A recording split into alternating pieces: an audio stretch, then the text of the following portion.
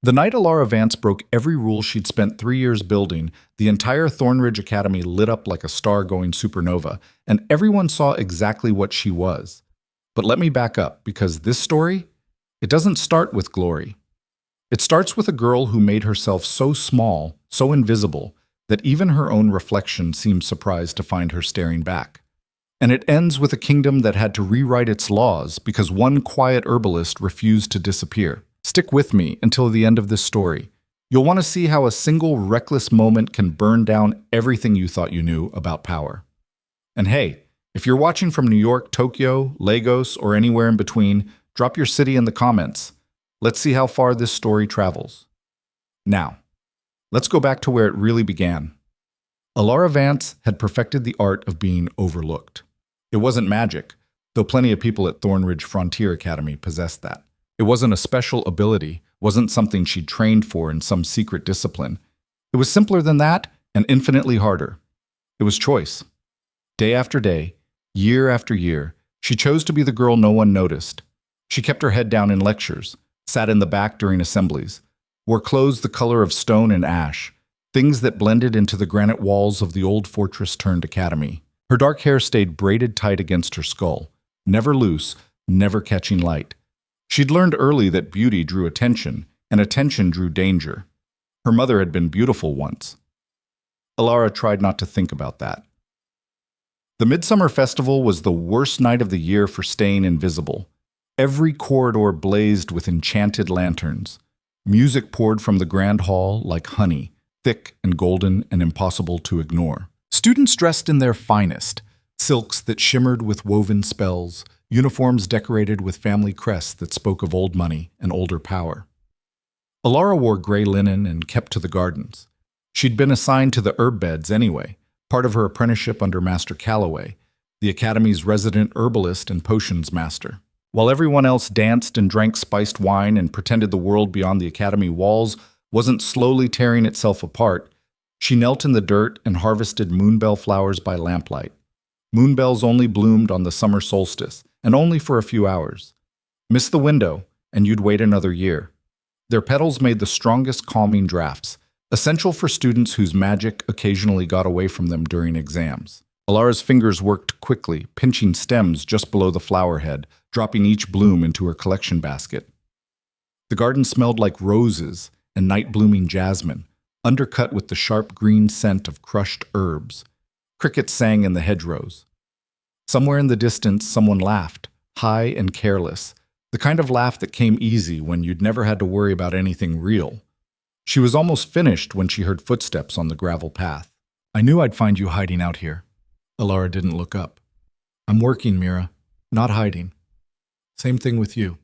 Mira Ashford dropped onto the stone bench beside the herb bed, her festival dress, crimson silk with gold embroidery, pooling around her like spilled wine. She was Elara's roommate, had been for 2 years now, and she had never once understood the concept of voluntary solitude. Mira was everything Elara wasn't: bold, reckless, magnetic. The daughter of a prominent merchant family from the southern ports, blessed with minor weather magic and major confidence. She collected friends the way some people collected coins, and she'd decided, for reasons Elara still didn't fully understand, that Elara was worth collecting too. "The festival's incredible this year," Mira said, pulling a silver flask from somewhere in her dress. She took a sip, then offered it to Elara. "They brought in musicians from the capital. There's fire dancers in the courtyard, and the Alpha King's delegation is here." Elara's hands stilled for just a fraction of a second. "So I heard."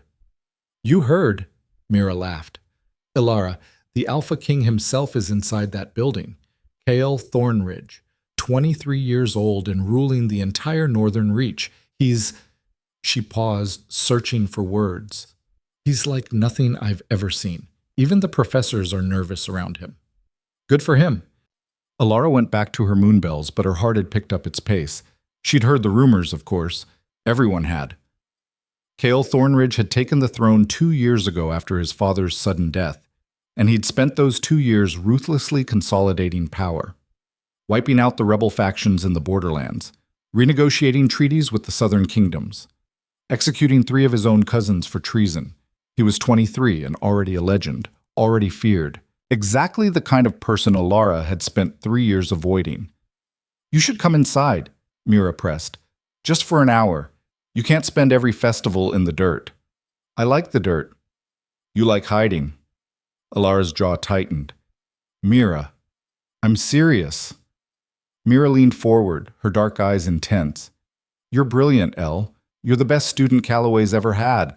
He told me so himself. You could be somebody here, but instead you act like you're afraid someone might actually notice you exist. The words landed harder than Mira probably intended. Elara's fingers tightened around a moonbell stem, and the delicate flower crumpled. Sorry, Mira said quietly. I didn't mean it like that. Yes, you did. Elara brushed the ruined petals from her palm. And you're not wrong. I am afraid. I'm afraid of becoming my mother. The silence stretched between them, filled only by distant music and cricket song. Mira knew the story. Everyone from Elara's home province knew some version of it. Liana Vance, the beautiful herbalist who'd caught the eye of a minor lord, who'd been courted, promised marriage, given gifts and attention, and everything she'd ever dreamed of, who'd believed him when he said he loved her, right up until she got pregnant, and he'd made it clear that bastard children from peasant women had no place in his noble house. Liana had never recovered. She'd spent the rest of her life chasing that feeling, that attention, that validation, from any man who'd give it to her. She'd died bitter and broke when Elara was 15, still beautiful, but hollowed out, a shell of whoever she'd been before. Your mother made her choices, Mira said carefully. That doesn't mean you'll make the same ones. I won't, Elara agreed. Because I won't give anyone the chance to destroy me like that. I stay invisible. I stay safe. I do my work. I earn my credentials. And I leave here with a future that belongs to me. That's the plan. That's not a plan. That's a prison. It's survival. Mira stood, brushing dirt from her expensive dress. You know what I think? I think you're already in a prison. You just built it yourself, so you call it safety. She held out her hand. 1 hour. Come to the festival with me. Dance one dance. Drink one glass of wine. Prove to yourself that you're not your mother, that you can exist in the world without losing yourself to it. Elara stared at that outstretched hand for a long moment. It was a test, she realized. Not from Mira, from herself. 3 years she'd been at this academy, and she'd never once let herself just exist. Just be a normal 20-year-old student at a festival. Maybe Mira was right. Maybe the difference between her and her mother wasn't about hiding or being seen. Maybe it was about choosing for herself on her own terms, instead of letting fear make every choice for her. 1 hour, Elara heard herself say, and then I'm coming back to finish the moonbells. Mira's grin was incandescent. Deal. The grand hall had been transformed. Enchanted lanterns floated near the vaulted ceiling, casting warm golden light over everything. Long tables lined the walls, laden with food. Roasted meats, fresh bread, summer fruits, pastries dusted with sugar that sparkled like snow. Musicians played on a raised platform at the far end, their instruments weaving melodies that made Elara's chest ache with something she couldn't name. And everywhere, there were people. Students in their finest clothes, laughing and dancing and living with an intensity that made Elara feel suddenly, desperately out of place. She recognized faces from her lectures, people she'd sat near for years without ever really speaking to. They looked different tonight, transformed by silk and firelight and the kind of careless joy she'd forgotten existed. Wine, Mira announced, pressing a glass into Elara's hand. Drink. Relax. Remember what it feels like to be human. Elara sipped. The wine was sweet and strong, warming her from the inside out. I am relaxed. You look like you're about to bolt. I'm considering it. Mira laughed and pulled her deeper into the crowd. They wove between clusters of students, past the dance floor where couples spun in complicated patterns, past a group of upperclassmen engaged in what looked like a magical duel using only conjured lights. The air smelled like roses and wine and magic, sharp and electric, raising the hair on Elara's arms.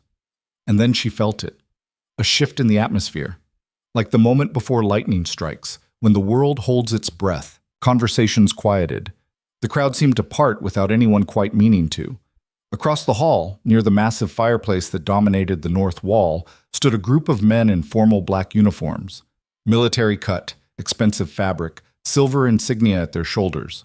The Alpha King's delegation. And at the center of them, Elara forgot how to breathe. Cale Thornridge was taller than she'd expected. Easily 6'3", broad-shouldered, moving with the kind of casual grace that spoke of absolute physical confidence. His hair was dark, almost black, cut short on the sides but longer on top. Practical, but somehow elegant. Sharp cheekbones, strong jaw, eyes so pale they looked silver in the lamplight. He was beautiful in the way a blade was beautiful, perfect, precise, and dangerous. "Holy hell," Mira whispered beside her. "That's him!" Cale was listening to something one of his companions was saying, his expression neutral, almost bored. But there was something about him, some quality of presence, that made it impossible to look away. He dominated the space without trying, without even seeming to notice the effect he had. "He looks like he could kill someone without changing expression," Elara murmured. "He probably could. He probably has." Mira took a long drink of wine. "You know what I heard? I heard that when his cousins tried to overthrow him, he didn't have them executed publicly. He challenged each of them to single combat, fought them himself, won, then had their heads mounted on the palace gates as a warning." Elara's stomach turned. "That's barbaric." "That's the borderlands." Mira shrugged. "Out there, strength is the only law that matters. You're either strong enough to rule or you're dead. No middle ground." It was everything Elara hated about the world beyond the academy walls. The violence, the brutality, the idea that power gave you the right to destroy anyone weaker than you. It was what her mother had fallen victim to in a different way. The belief that strength and beauty and status mattered more than basic human decency. And yet, she couldn't stop looking at him. Cale said something to his companion, too quiet for Elara to hear across the crowded hall, and then he smiled. Just a slight curve of his mouth, barely there, but it transformed his entire face, made him look younger, almost human. "I dare you," Mira said suddenly. Elara dragged her gaze away from the Alpha King. "What?" "I dare you to get his attention." "Absolutely not." "Come on." Mira's eyes gleamed with mischief and wine. "You said you were tired of hiding. Prove it. Do something bold, something reckless. Something that would absolutely horrify the careful, invisible girl you've been pretending to be for 3 years." "I'm not pretending. One gesture, one moment. You don't have to talk to him, don't have to get close. Just make him notice you exist. Show yourself that you can." It was the wine talking, Elara told herself. The wine and the music and the intoxicating energy of the festival. That was the only explanation for why she was actually considering this. "And if I do this insane thing," she said slowly, "you'll let me go back to the gardens? No more lectures about living my life?" "Scout's honor." "You were never a scout." Mira grinned. "Details." Elara looked across the hall again. Cale had turned slightly, speaking to a different member of his delegation now. His profile was sharp and clean, lit by firelight. He looked untouchable, carved from stone. What would it feel like, just once, to do something completely reckless? Before she could talk herself out of it, before sanity could reassert itself, Elara set down her wine glass. She caught Cale's attention with nothing but the intensity of her stare, willed him to look at her across the crowded hall. And when those silver eyes found hers, when that predatory gaze locked onto her like she was the only person in the room, Elara blew him a kiss. It was absurd, ridiculous, the kind of flirtatious gesture she'd never made in her entire life, delivered to arguably the most dangerous man in the Northern Reach. For one crystalline moment, the world seemed to stop. Cale went completely still. His expression didn't change, that careful, controlled neutrality. But something shifted in his eyes. Something sharp and focused and entirely too interested. "Oh shit," Mira breathed. "Elara?" Elara didn't wait to see what happened next. She turned and pushed through the crowd, her heart hammering against her ribs. What had she done? What the hell had she done? She made it to the corridor outside the grand hall before Mira caught up with her. Mira was laughing, breathless. "That was incredible. Did you see his face? I can't believe I just did that. Elara pressed her hands to her burning cheeks. I'm insane. I've actually lost my mind. You're amazing. Elara, wait. Elara had already started down the corridor, heading for the side exit that would take her back to the gardens in safety and sanity. But Mira's hand on her arm stopped her. He's coming, Mira whispered. What? He's coming. He followed you out. Ice flooded Elara's veins. She spun around. And there, at the far end of the corridor, backlit by the golden light spilling from the grand hall, Cale Thornridge stood watching her. He didn't rush, didn't chase, just stood there with that same predatory stillness, his silver eyes locked on hers like he was memorizing every detail of her face. And then he smiled. It wasn't the small, almost human smile from before. This was different, sharper, the smile of a hunter who'd just spotted prey stupid enough to run. He took a single step forward. Elara ran. She didn't think about it, didn't question the instinct screaming at her to move. She just grabbed Mira's hand and ran, pulling her roommate down the corridor, around a corner, through a door that led to a servant's stairwell she'd discovered in her first year. Elara, wait. Mira was laughing and protesting at the same time. You can't just... He's the Alpha King. Exactly. Elara took the stairs 2 at a time, her practical boots much better suited for running than Mira's delicate festival shoes. Which is exactly why we need to... She burst through the door at the top of the stairs and collided directly with a solid wall of human. Strong hands caught her arms, steadying her. The world spun, and when it settled, Cale Thornridge stood there, barely a foot away, not even breathing hard. Hello, he said quietly. His voice was deeper than she'd expected. Rough around the edges, like gravel wrapped in silk. Elara's mind went blank. Completely, utterly blank. He was too close, taking up too much space, and she could smell him, cedar and leather, and something wild like wind over an open plain. How did you... She looked back at the stairs they'd just climbed. Shortcuts. He hadn't let go of her arms. His grip was firm but not painful, his thumbs resting against the bare skin of her inner forearms. I grew up in this place. I know every passage, every hidden door. His head tilted slightly. You're fast, though. Impressive. Behind Elara, Mira made a strangled sound that might have been a laugh or a dying gasp. Your Majesty, Mira managed, executing a wobbly curtsy in her wine and running state. We didn't, that is, my friend didn't mean any disrespect. Didn't she? Cale's gaze never left Elara's face. Because that was quite disrespectful. Blowing a kiss at a king in front of his entire delegation. Very bold, very... His thumb traced a small circle against her skin, and electricity shot up her arm. Interesting, Elara found her voice. It was a dare. A stupid dare. I apologize if... Don't. The word came out sharp. Command, not request. Don't apologize for being bold. The world has enough people who apologize for existing. He leaned in slightly, and Elara's breath caught. What's your name? She should lie. Should give a false name, should extract herself from this situation and disappear back into blessed invisibility. Should remember every single lesson her mother's life had taught her about what happened when powerful men noticed you. Elara, she heard herself say. Elara Vance? Elara. He said it slowly, tasting each syllable.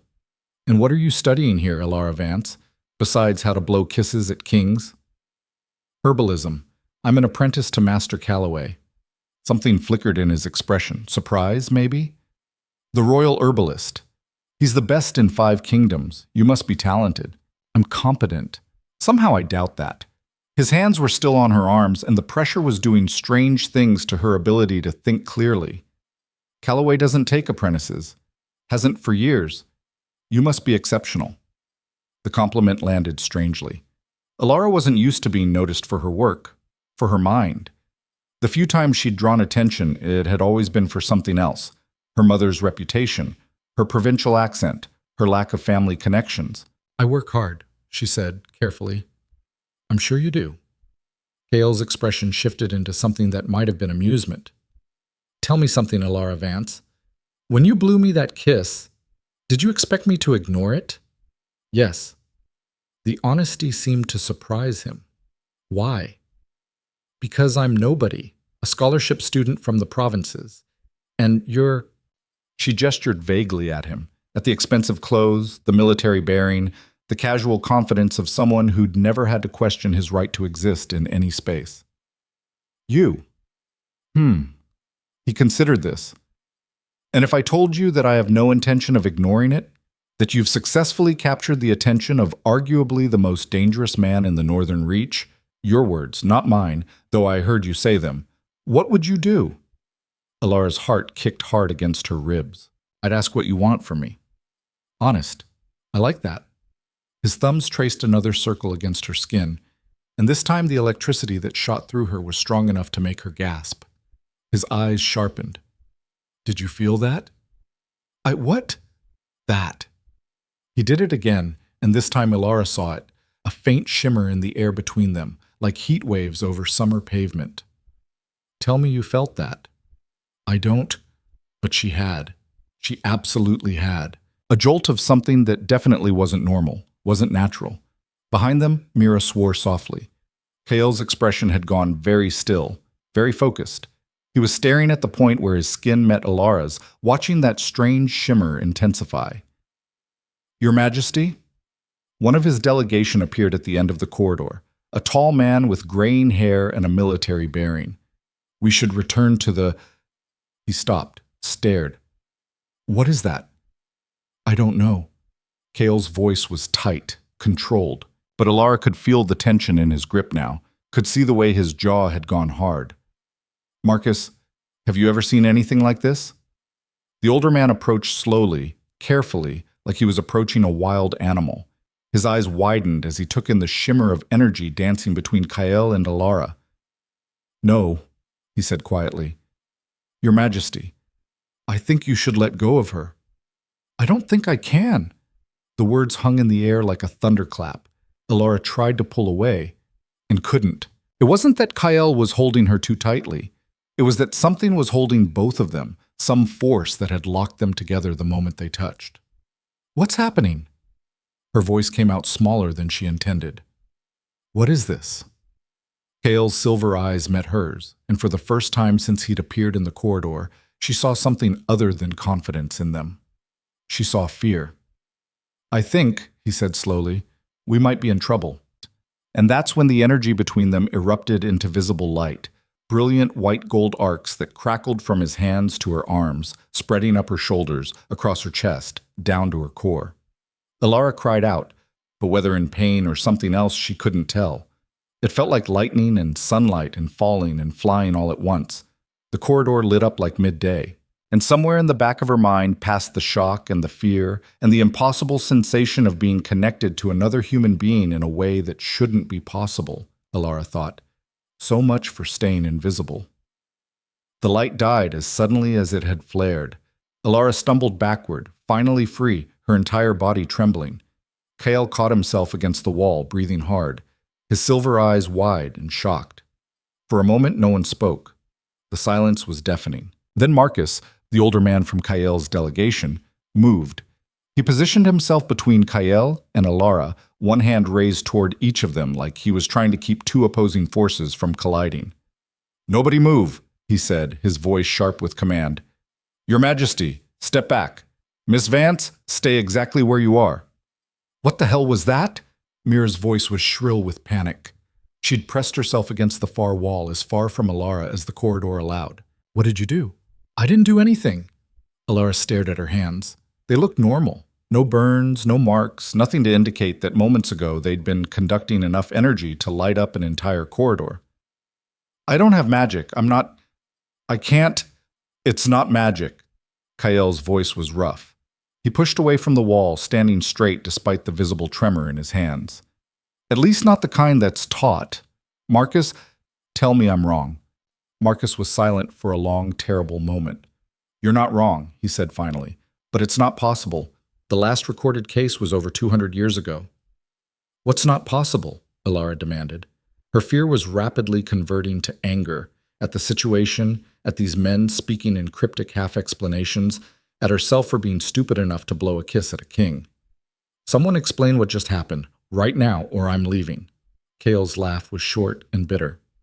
You can try, but I don't think it's going to be that simple. He met her eyes across the space Marcus had created between them. Tell me something, Elara Vance. Have you ever heard of a mate bond? The word hit her like a physical blow. Every child in the Northern Reach grew up on stories about mate bonds. The rare, legendary connection between two people, usually alphas, that transcended normal attraction or partnership. A bond that linked souls, shared power, created something greater than the sum of its parts. They were myths, fairy tales. The kind of thing that happened in romance novels and ancient ballads, not real life. That's not real, Elara said. But her voice shook. It was real once. Marcus spoke carefully, like he was navigating a minefield. In the old days, before the fracture, mate bonds were uncommon, but documented. They formed between powerful individuals, usually alphas, occasionally high-level mages.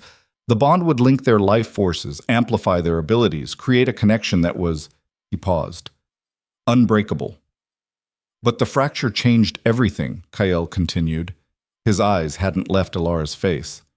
It shattered the old magic, rewrote the rules. Mate bonds stopped forming. The last confirmed case was in 1804.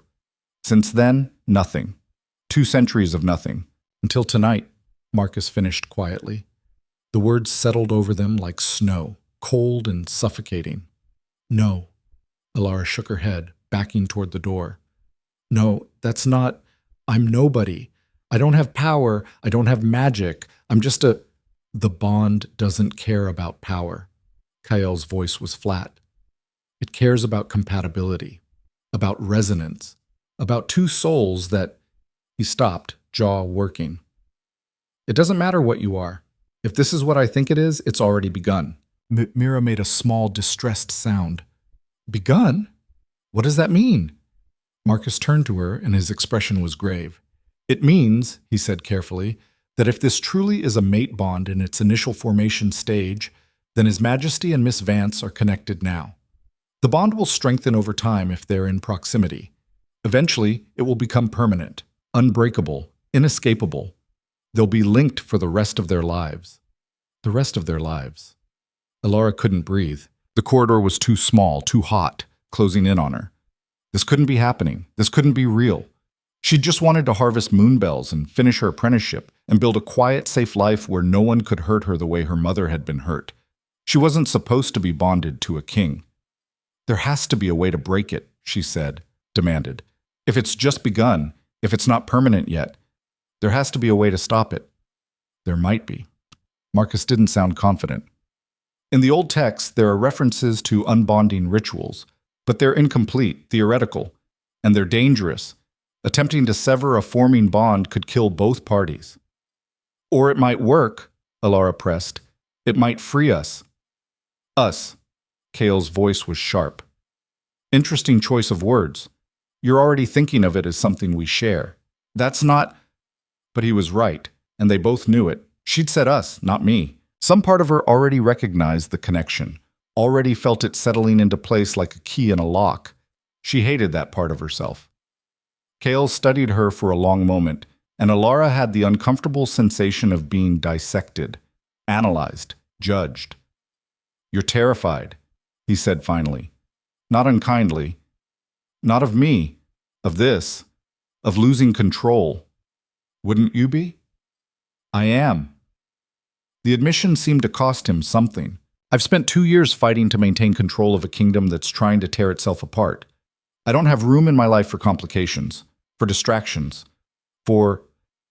He gestured vaguely between them. Whatever this is, then we agree. Elara straightened her spine, forcing her voice steady. We find a way to break it. We research the old texts, we consult experts, we do whatever it takes. But we don't... Her breath hitched. We don't let this happen. Something flickered across Kael's face. Hurt? Disappointment? It was gone too quickly to read. Fine, he said. Marcus, gather everything we have on historical mate bonds. I want texts, scholars, anyone who might know anything useful, discreetly. Your Majesty, discreetly, Marcus. If word gets out that the Alpha King has formed a mate bond with a scholarship student, He didn't finish the sentence. He didn't need to. The political implications were staggering. Marcus bowed his head. As you command, and you. Kale's attention shifted back to Elara. Stay away from me. Don't seek me out. Don't try to contact me. If we're going to break this bond before it sets, we need to minimize exposure to each other. That won't be difficult, Elara said, more harshly than she intended. I've been avoiding people like you my entire life. His jaw tightened. People like me. Powerful people. People who think their position gives them the right to… She stopped herself. This wasn't the time. Wasn't the place. Finish that thought, Kael said softly, dangerously. No. Finish it. Fine. The anger that had been building all night finally found its voice. People who think their power gives them the right to take whatever they want from whoever they want, consequences be damned. People who destroy everything softer than themselves just because they can. People who… Her throat closed. People like the man who destroyed my mother. The silence that followed was absolute. Kale's expression had gone carefully, dangerously blank. I see. And you think I'm like that. I don't know what you're like. I don't want to know. I just want to go back to my life before… She gestured helplessly at the space between them, where moments ago light had danced and crackled. Before this. Before me. Yes. He nodded slowly, and Elara couldn't read his expression at all. Then we're agreed. We break the bond. We go our separate ways, and we pretend tonight never happened. Agreed. Good. Kale turned to Marcus. Get started on the research. I want answers within the week. And in the meantime, Your Majesty, in the meantime, I have a kingdom to run. Kyle started down the corridor, his delegation falling into step behind him. But at the doorway, he paused, looked back. His silver eyes found Elara's one last time. For what it's worth, he said quietly, I'm sorry. This isn't what either of us wanted, but I promise you, I will find a way to fix it. You'll get your freedom back. And then he was gone, disappearing into the golden light of the festival like he'd never been there at all. Elara stood in the empty corridor, trembling, Mira's hand finding hers in the darkness. El, Mira whispered, what just happened? Elara closed her eyes, felt the ghost of that connection still humming under her skin, a warmth that shouldn't be there, a presence that felt like coming home and running away all at once. I have no idea, she said. But she was lying, because some deep, traitorous part of herself knew exactly what had happened, the same part that had recognized Kael the moment their eyes met across the grand hall, the same part that had felt the bond snap into place like destiny, like inevitability, like every choice she'd ever made had been leading to this single catastrophic moment. She'd spent 3 years staying invisible, and in one reckless, foolish gesture, she'd made herself the most visible person in the entire kingdom, the girl who'd accidentally bonded herself to the Alpha King. The whispers started before dawn. Elara woke to find Mira already dressed, pacing their small dormitory room like a caged animal. Gray light filtered through the narrow window, painting everything in shades of exhaustion. They're talking, Mira said without preamble. Everyone's talking. Elara sat up, her body aching like she'd been trampled by horses. Every muscle protested. About what? About the light. About you and the Alpha King disappearing into a corridor together. About… Mira stopped, her expression somewhere between sympathy and fear. El, they're saying you used magic on him, that you tried to seduce him with some kind of enchantment. The words took a moment to penetrate the fog of Elara's exhausted brain. When they did, ice flooded her veins. That's insane. I don't have magic. I know that. You know that. But half the academy saw that light, and the other half heard about it by midnight. And when people can't explain something, they make up explanations. Mira finally stopped pacing, dropping onto her own bed. There's worse rumors, too. Some people are saying you're a spy from the southern kingdoms. Others think you're pregnant and trying to trap him into marriage. I met him for 10 minutes. Logic isn't really factoring into this. Mira's voice was gentle, but her eyes were worried. El, you need to be careful. The Alpha King has enemies, a lot of them. And if they think you're important to him, or that he's important to you, She didn't finish the sentence. She didn't need to. Elara pressed her palms against her eyes, trying to think through the exhaustion. After Kael had left last night, she and Mira had returned to their room. Elara had tried to sleep, but every time she closed her eyes, she felt it. That phantom warmth where Kael's hands had gripped her arms. That sense of something fundamental shifting inside her chest. The bond was still there. Quiet, but present. Like a string pulled taut between her ribs and something far away. "I need to talk to Master Calloway," she said finally. "If anyone knows about old magic, about mate bonds, it's him." "Good idea. But Elle?" Mira's expression was serious. "Be prepared. Calloway's loyal to the crown. If he thinks you're a threat to the Alpha King..." "I'm not a threat. This isn't my fault." "I know. But that might not matter." The walk to Master Calloway's workshop felt like running a gauntlet. Students stopped talking when Elara passed, their conversations dying into weighted silence. She felt their stares like brands on her skin. By the time she reached the herbalism wing, a converted greenhouse on the Academy's east side, her hands were shaking. Master Calloway was already at work, bent over a distillation apparatus that bubbled with something that smelled like mint and copper. He was a small man, compact and precise, with silver hair pulled back in a neat tail and hands that never stopped moving. He'd been the royal herbalist for 30 years before retiring to teach, and he'd seen more of the world than anyone else at the Academy. He looked up when Elara entered, and his expression told her everything she needed to know. He'd heard. "Close the door," he said quietly. Elara obeyed, her heart sinking. "Master Calloway, I can explain." "Can you?" He set down his tools with deliberate care. "Can you explain how a scholarship student with no documented magical ability managed to create a light show visible from 3 buildings away? Can you explain why the Alpha King's delegation departed at dawn, 2 days ahead of schedule? Can you explain..." His voice sharpened. I've received 3 separate inquiries this morning asking about your character, your background, and whether I believe you're capable of dark magic." The accusation hit like a slap. "I would never..." "I know that." Calloway's voice softened slightly. "I've worked with you for 2 years, girl. I know your character. But what I know doesn't matter if the rest of the world has decided you're dangerous." He moved to the window, staring out at the gardens below. "Tell me what happened. All of it. And don't leave anything out." So Elara told him. The dare, the kiss, Kael following her, the moment they'd touched, and the energy that had erupted between them. Marcus's explanation about mate bonds, the plan to research how to break it. Calloway listened without interrupting. When she finished, he was silent for a long moment. "A mate bond," he said finally. "I've read about them. Ancient texts mostly, theories and legends."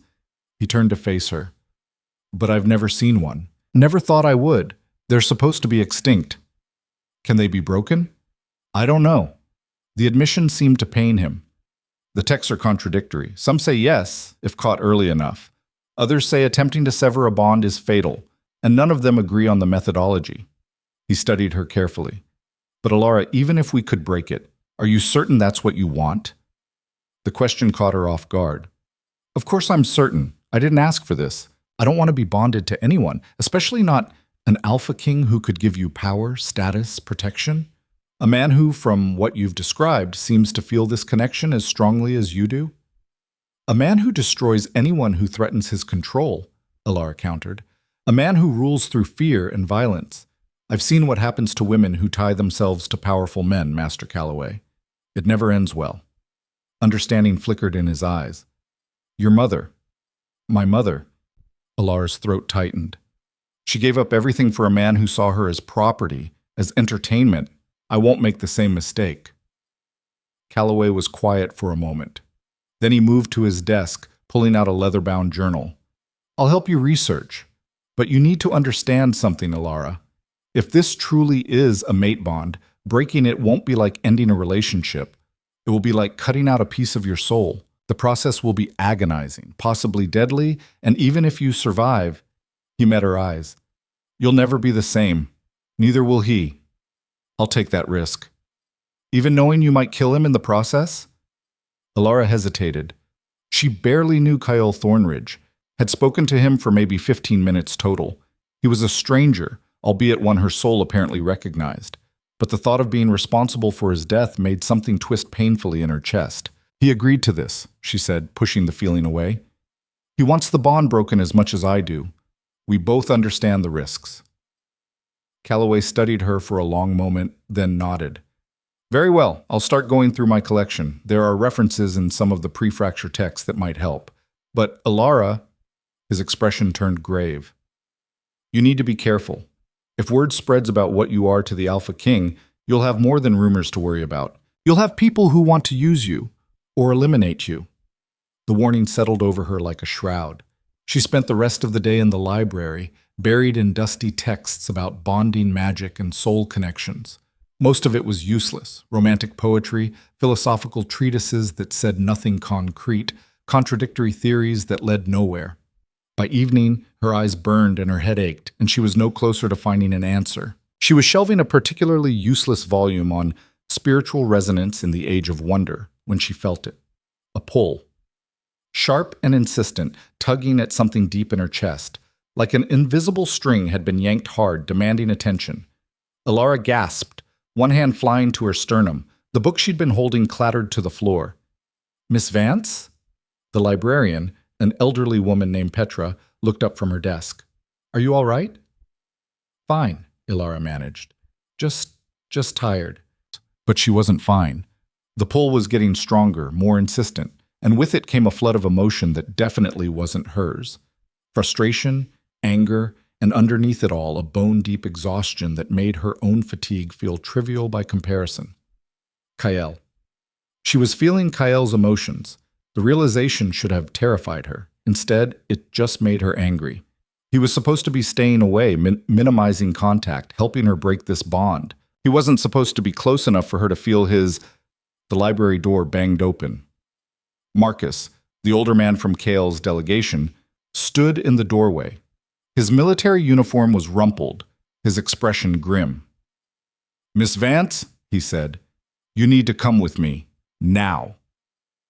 Every student in the library turned to stare. Elara felt heat creep up her neck. I'm studying, she said, keeping her voice level. Whatever this is about, it's about the Alpha King. Marcus's voice dropped, but not enough to prevent the nearest students from hearing. Their eyes went wide. He's asking for you, and when he asks in that tone, it's not really a request. The whispers started immediately. Elara could feel them spreading through the library like ripples in water. The scholarship student, the Alpha King, asking for her. This was going to make everything so much worse. I told him I wasn't going to seek him out, Elara said quietly. You're not seeking him out. He's summoning you. Marcus's expression softened slightly. Please, Miss Vance, something's wrong. He's been locked in his quarters since we returned from the festival, and He stopped, seeming to choose his words carefully.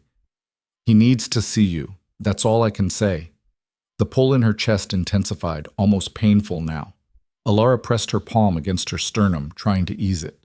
Marcus noticed. His eyes sharpened. You feel it too. The bond.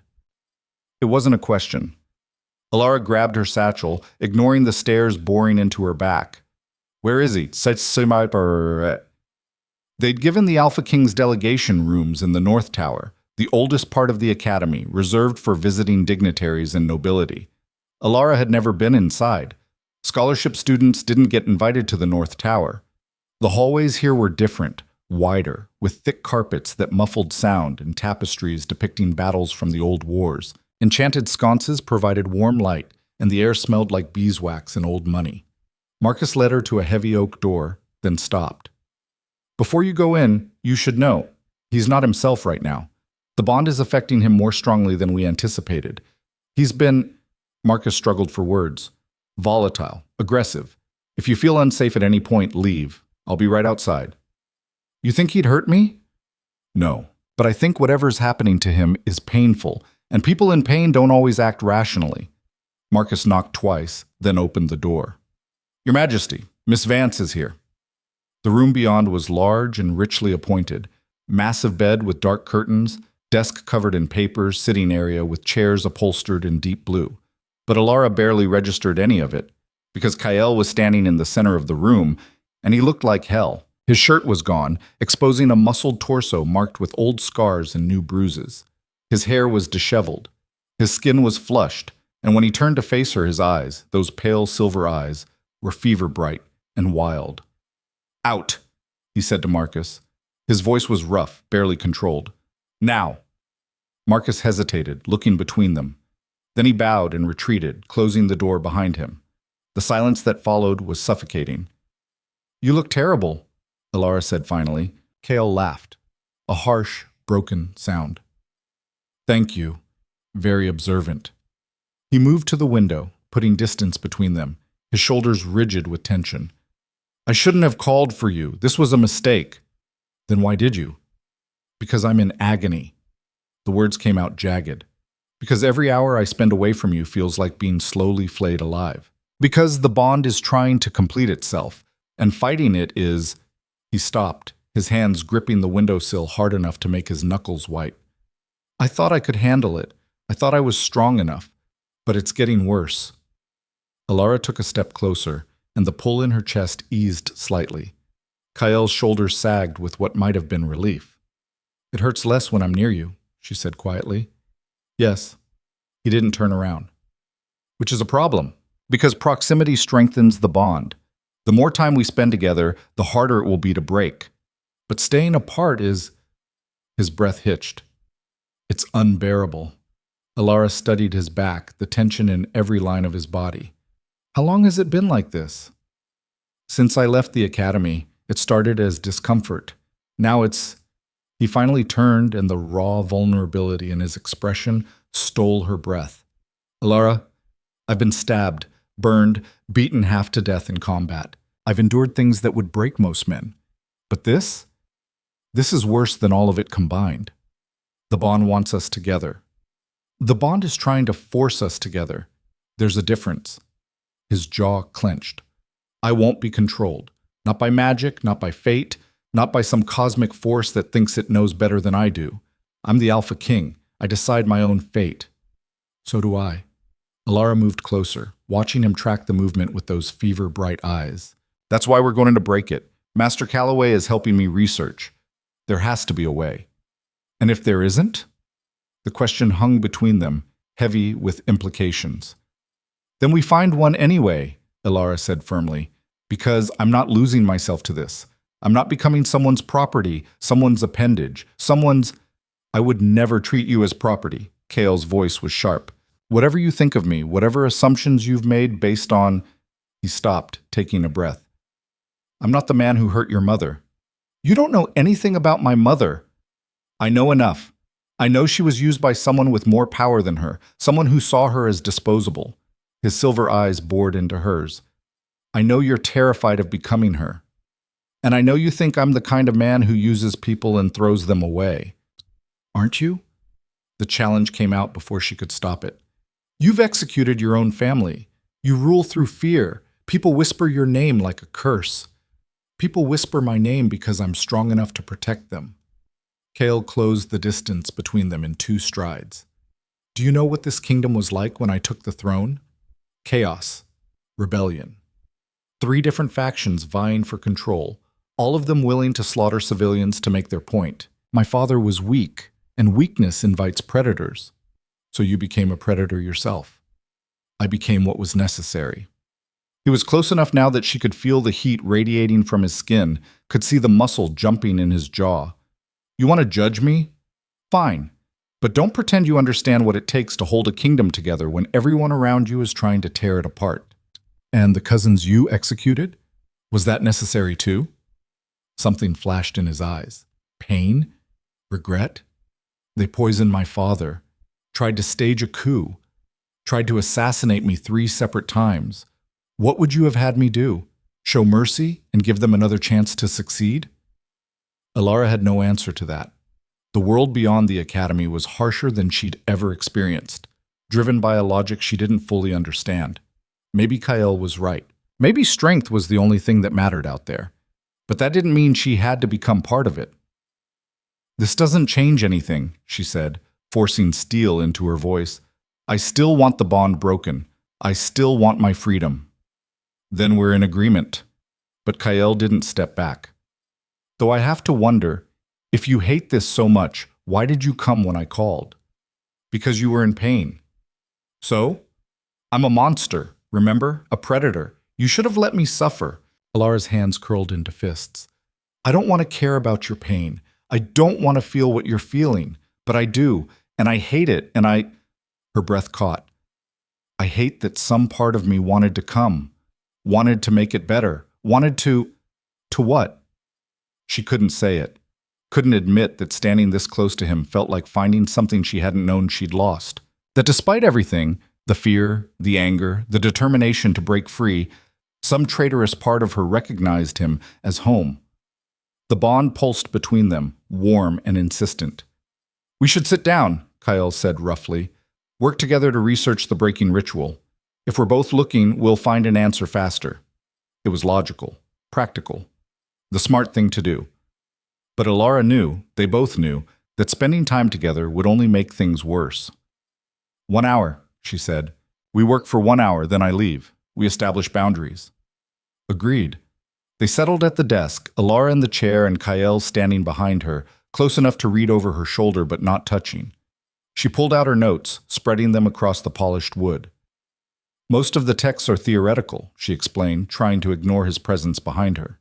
They reference unbonding rituals, but the specifics are vague. Blood magic, ritual circles, something about severing the soul connection at the moment of... She stopped, her finger hovering over a particular passage. What? Kyle leaned closer, and his breath stirred her hair.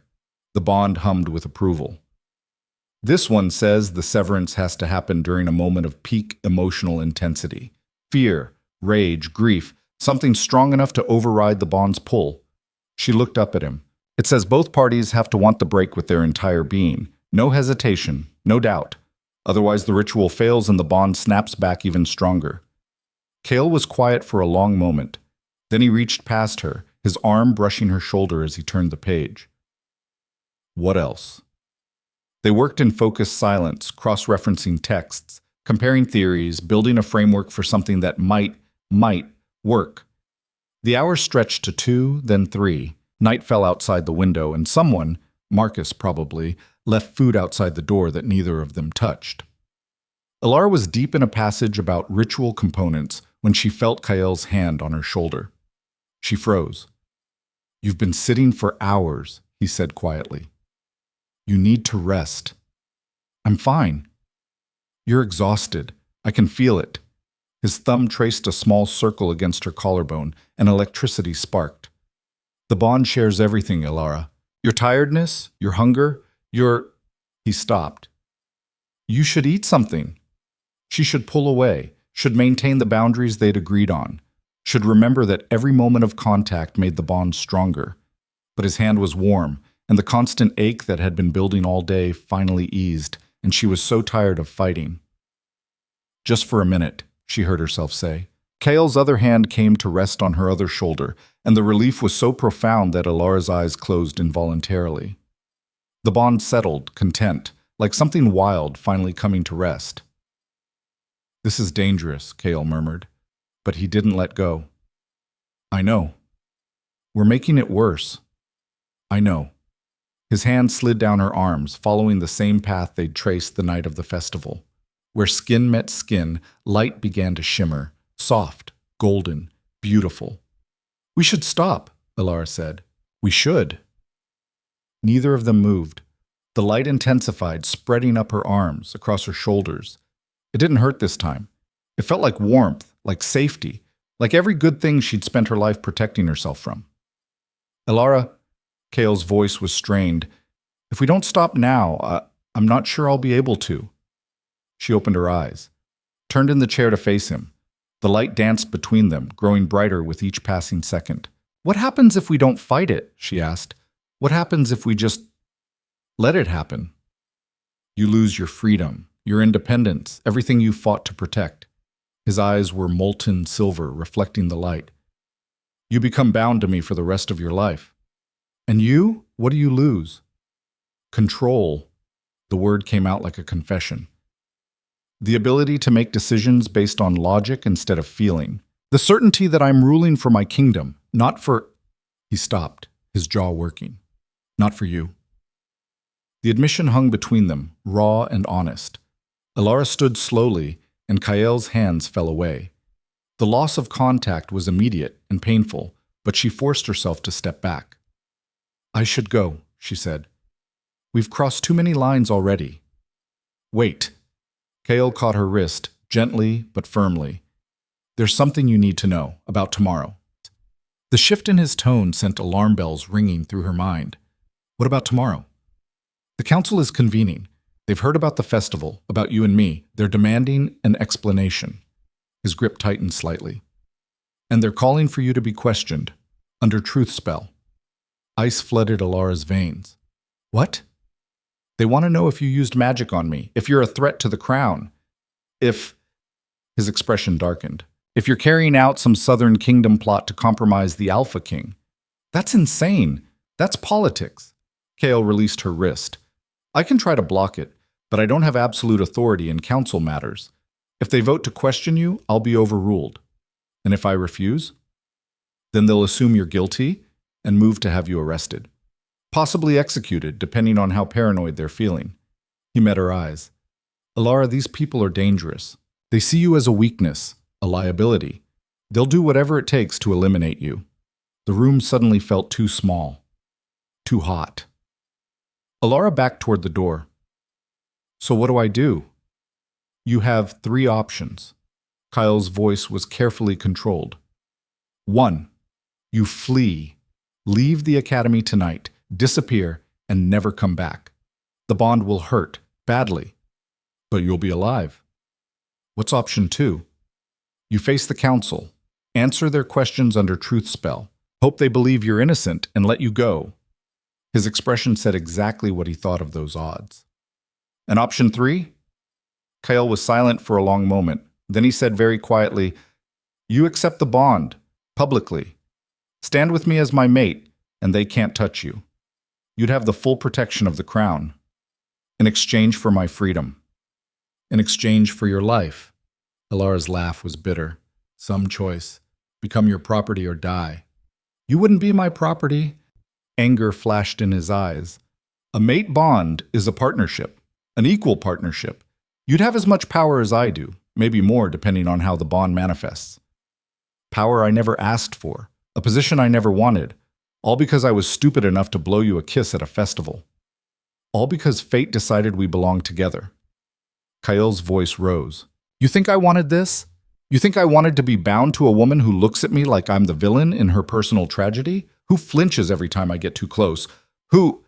He stopped, taking a breath. I'm giving you options, Elara. I'm trying to help you survive. Don't throw that back in my face. Help me survive by trapping me? That's not help, that's... The door burst open. Marcus stood in the doorway, his face pale. Your Majesty, we have a problem. Not now, Marcus. Now. Marcus's eyes flicked to Elara, then back to Kael. There's a mob forming outside the North Tower. Students mostly, but some faculty too. They're calling for Miss Vance to be handed over. They're saying... He hesitated. They're saying she's bewitched you, that she's using dark magic to control the Alpha King. The words hit like physical blows. How many? Kael's voice had gone cold, flat. 50. Maybe more. And they're armed. Elara felt the blood drain from her face. Armed? With what? Magic, mostly. But some have weapons. They're demanding justice. Marcus looked at Kael. Your Majesty, what are your orders? Kael's expression had shifted into something Elara had never seen before. Pure, controlled fury. Get Captain Reeves. Tell him to secure the tower. No one gets in or out without my explicit permission. Sir? Now Marcus? Marcus bowed and disappeared. Kael turned to Elara, and the intensity in his eyes made her take a step back. It seems, he said quietly, that your decision timeline just got significantly shorter. Because in about 10 minutes, that mob is going to break through whatever defenses we put up. And when they do, they're going to tear you apart. Elara's hands were shaking. You can't know that. I can, because I've seen it before. I've seen what frightened people do to those they perceive as threats. He moved closer, his voice urgent. Elara, please, accept the bond. Let me protect you. It's the only way you survive the night. By giving up everything I am? By staying alive long enough to figure out what you want to become?" The shout echoed in the sudden silence. Kale's chest heaved. Elara stared at him, seeing past the Alpha King to the man beneath, the man who was just as trapped as she was, just as terrified, just as desperate for a solution that didn't exist. From outside came the sound of shouting, breaking glass. The mob was getting bolder. "I can't," Elara whispered. "I can't give you that kind of power over me, no matter what it costs." Something in Kael's expression cracked. "Then I'll find another way. But you're not leaving this room. Not tonight. Not while they're hunting you. You can't keep me here. Watch me." He moved to the door, and for a moment Elara thought he was going to lock her in. Instead, he opened it and stepped into the hallway, his voice ringing with absolute authority. "Captain Reeves, I want this tower locked down. Anyone who tries to force entry is to be arrested on charges of threatening the crown. No exceptions." Elara couldn't hear the response, but she saw Kael's shoulders tighten. "I don't care if they're students. I don't care if they're faculty. They're threatening someone under my protection, and that makes them traitors. Execute the order, or I'll find someone who will." He stepped back inside, closing the door. His expression was unreadable. "What have you done?" Elara asked. "What I had to." Kael leaned against the door, suddenly looking exhausted. "You're under the crown's protection now. Official protection. Which means anyone who harms you is committing treason against me personally. You just made me a political target. You were already a target. I just made sure that target comes with consequences." He met her eyes. "You'll stay here tonight. In the morning, we'll figure out our next move, but right now you're safe." Safe. Elara laughed, the sound edged with hysteria. "I'm trapped in a room with a man I'm magically bound to, with an angry mob outside calling for my death, and a council that wants to execute me for crimes I didn't commit. This isn't safety. This is a nightmare." "Welcome to my world." Kael pushed away from the door. "The bed is yours. I'll take the floor. You can't sleep on the... I'm not sleeping in the same bed as you. Not when the bond is this volatile. Not when..." He stopped, his jaw clenching. "Just take the bed, Elara, please." She was too tired to argue, too overwhelmed, too far past the point where any of this made sense. Outside, the mob's shouts grew louder, angrier. Glass shattered somewhere below, and through it all the bond hummed between them, constant, insistent, impossible to ignore. Elara climbed onto the bed, not bothering to remove her boots. Kael grabbed blankets from a chest and made a rough pallet by the fireplace. "For what it's worth," he said into the darkness, "I'm sorry. This isn't what I wanted for you. For either of us." Elara stared at the canopy above her head. "Does it matter what we wanted? Fate doesn't seem to care." "Fate can go to hell. We'll find a way out of this." "Will we?" Silence. Then quietly, "I don't know." It was the most honest thing he'd said all night. Elara closed her eyes, listening to the sounds of chaos outside and the steady rhythm of Kael's breathing inside.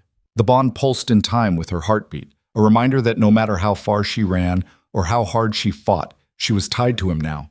Tied to a king, tied to a killer, tied to a man who terrified her almost as much as the connection between them did. And somewhere in the back of her mind, past the fear and the anger and the bone-deep exhaustion, a tiny voice whispered, "What if this isn't a trap? What if it's a choice you just don't know how to make yet?" But she pushed that voice down, buried it deep, and tried desperately to sleep while the world outside called for her blood. Sleep never came.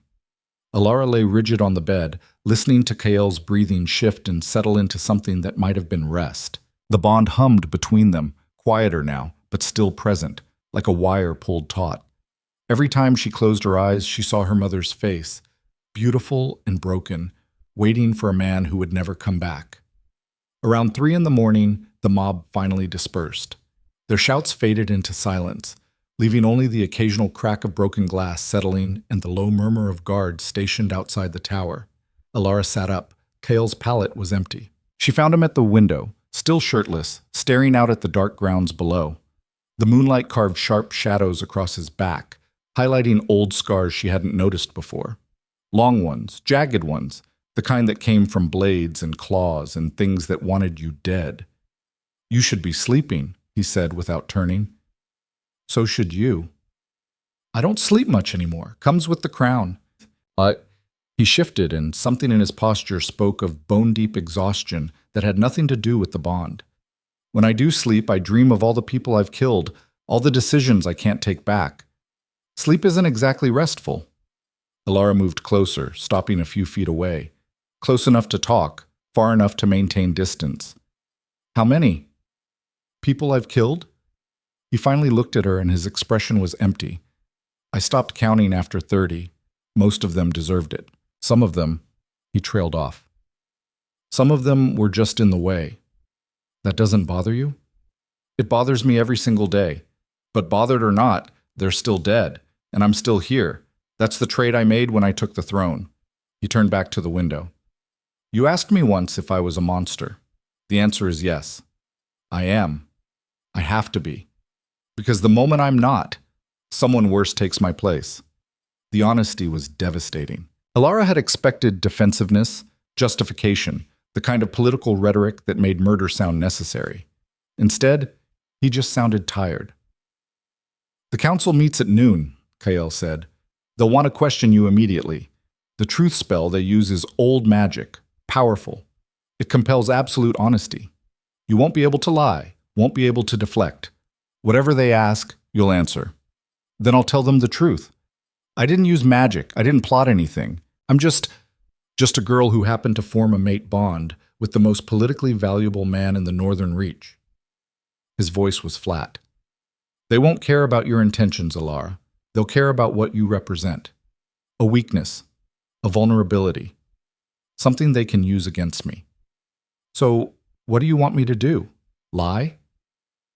I want you to survive. He finally turned to face her fully, and the intensity in his silver eyes was almost painful to meet.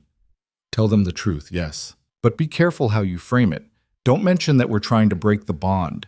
Don't give them any reason to think you're a threat to me or the kingdom. And whatever you do, his jaw tightened. Don't tell them how you really feel about me. Why not? Because if they know you hate this bond as much as I do, they'll use that. They'll offer you protection in exchange for information.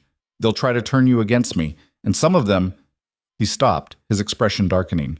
Some of them will just kill you and claim it was for the good of the kingdom. Elara's blood ran cold. You can't stop them? Not if the council votes against me. I'm the Alpha King, but I'm not a tyrant. There are checks on my power, and the council is one of them. He moved closer, and the bond flared with approval. But there is one thing that would protect you completely. One status that would make you untouchable. She knew what he was going to say before he said it. Accept the bond. Publicly. Become my acknowledged mate. They can't touch you then. It would be equivalent to attacking me directly. His hand lifted, hovering near her face, but not quite touching. I know it's not what you want. I know you see it as a cage, but it's the only way I can guarantee your safety. Until when? Until the bond is broken? If we can break it— His hand dropped. Elara, we've been researching for days. Neither of us has found anything concrete. What if there is no way to break a mate bond? What if we're stuck like this? The question hung in the air between them, heavy with implications. Then I live my life in a cage, Elara said quietly. Just like my mother did. Just like every woman who's ever made the mistake of tying herself to a powerful man. I'm not your mother's lover. No, you're worse. You're a king. Which means when you inevitably get bored, when you inevitably want someone else, I won't even have the option of walking away. I'll be bound to you until one of us dies. Kael flinched like she'd struck him. You think I'd do that? You think I'd— He stopped, taking a breath. You don't know me at all. You're right, I don't. And whose fault is that? Yours. The word came out sharp. You've spent every moment since we met looking for reasons to hate me, to fear me. You've decided I'm the villain, and nothing I say or do will change your mind. Because you are a villain. You kill people. You rule through fear and violence, and I keep my kingdom safe. His voice rose, echoing off the stone walls. I keep my people alive in a world that wants to tear them apart. I make the hard decisions that no one else has the stomach for. I sacrifice my own humanity so that others don't have to. That's what it means to be a king, Elara. That's the price of power. A price I never asked to share. Well, you're sharing it anyway, because fate or destiny or whatever cosmic force controls these things decided we belong together. And you can hate it, you can fight it, you can spend the rest of your life wishing you'd never blown me that kiss. His hands came up to grip her shoulders, and electricity crackled between them. But it won't change the fact that we're connected now, that your pain is my pain, that your survival matters to me in a way nothing else does. And I hate that just as much as you do. The admission broke something open between them. The bond surged, not with the painful intensity of before, but with something softer, something that felt dangerously close to understanding. Elara stared up at him, seeing past the Alpha King to the man underneath. The man who carried the weight of an entire kingdom on his shoulders. The man who'd been forced to become a monster to keep the worst monsters at bay. The man who was just as trapped as she was. "I don't know how to trust this," she said, her voice barely above a whisper. "I don't know how to trust you." "Then don't. Not yet." His grip on her shoulders loosened, his thumbs tracing gentle circles against her collarbones. "Just survive the council meeting. Get through the next 12 hours. We'll figure out the rest later. And if I can't, if they vote to have me executed, then I'll burn this academy to the ground getting you out." He said it simply, like it was obvious, like there was no other option. "You're mine to protect now, Elara, whether you want to be or not, and I don't fail at protecting what's mine." The possessiveness should have terrified her. Instead, it settled something in her chest that had been rattling loose since her mother died. Before she could examine that feeling too closely, a sharp knock sounded at the door. Kael released her, stepping back. "Enter." Marcus appeared, his expression grim.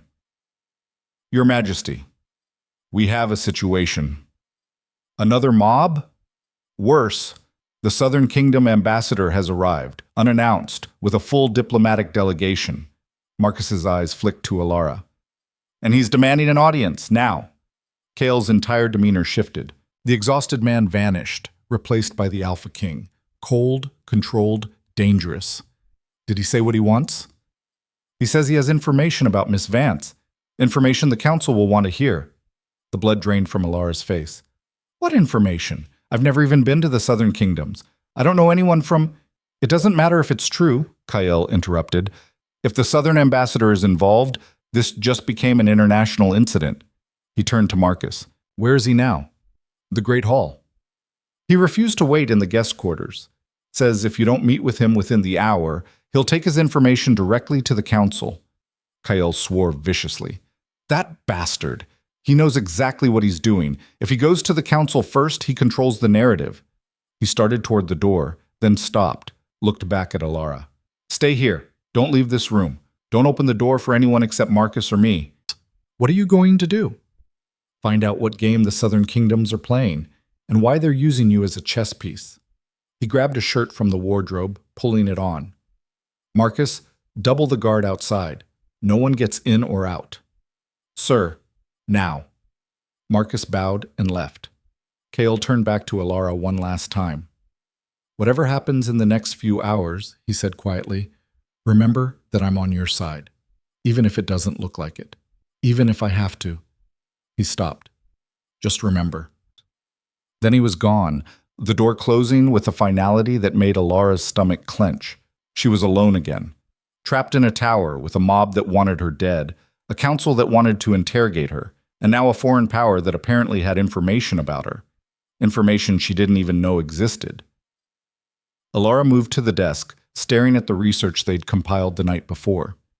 Pages and pages of notes about mate bonds, unbonding rituals, the mechanics of soul connections. It all felt useless now, academic, like studying the theory of drowning while water filled your lungs. She was still staring at the notes when she felt it, a pull, different from the bond with Kael, sharper, colder, like hooks dragging through her chest. And with it came a voice, crystalline and clear, speaking directly into her mind. "Elara Vance, daughter of Liana. We've been looking for you."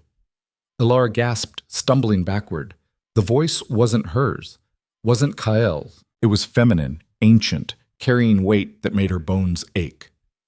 "Don't be afraid. We're here to help you. to free you from the bond that's trying to destroy you. Who are you? Elara spoke aloud, her voice shaking. We are the daughters of the fracture. We're what's left of the old magic, the power that existed before the kings and their chains. Your mother was one of us, Elara, before she fell, before she let a man break her. Elara's heart stopped. You're lying. My mother was she was a herbalist. She didn't have magic. She had magic. She had power. She gave it all up for love, and it destroyed her.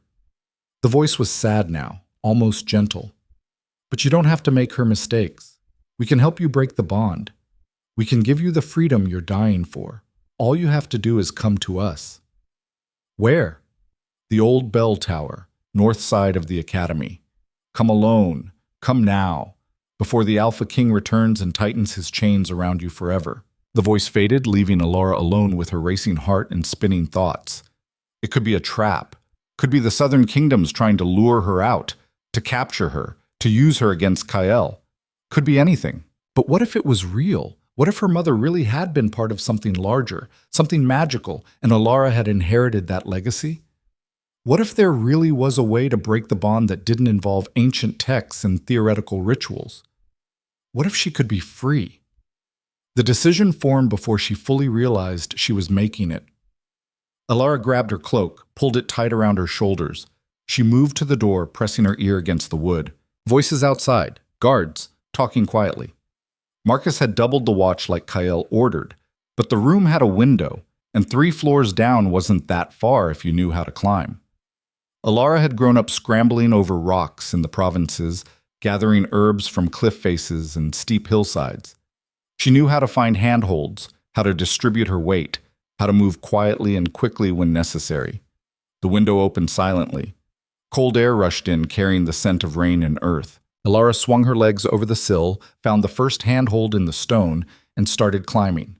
It was harder than she remembered. The stones were slick with moisture, the gaps between them smaller than they looked. Her fingers ached within minutes, her arms burning with the effort of holding her weight. But she kept moving down and down until her boots hit solid ground. The gardens were empty, silent. Elara pulled her hood up and ran. The old bell tower stood on the north edge of campus, abandoned for years after lightning had damaged the mechanism. Students avoided it, claimed it was haunted, cursed, dangerous. Elara had never believed in ghosts. Now approaching the crumbling structure in the pre-dawn darkness, she wasn't so sure. The door hung open, creaking softly in the wind. Inside, narrow stairs spiraled upward into darkness.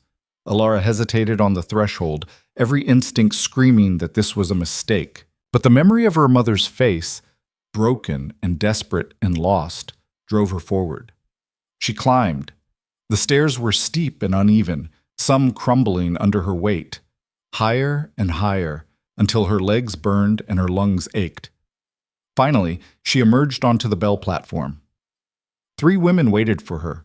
They wore robes the color of shadow and starlight, hoods pulled low over their faces.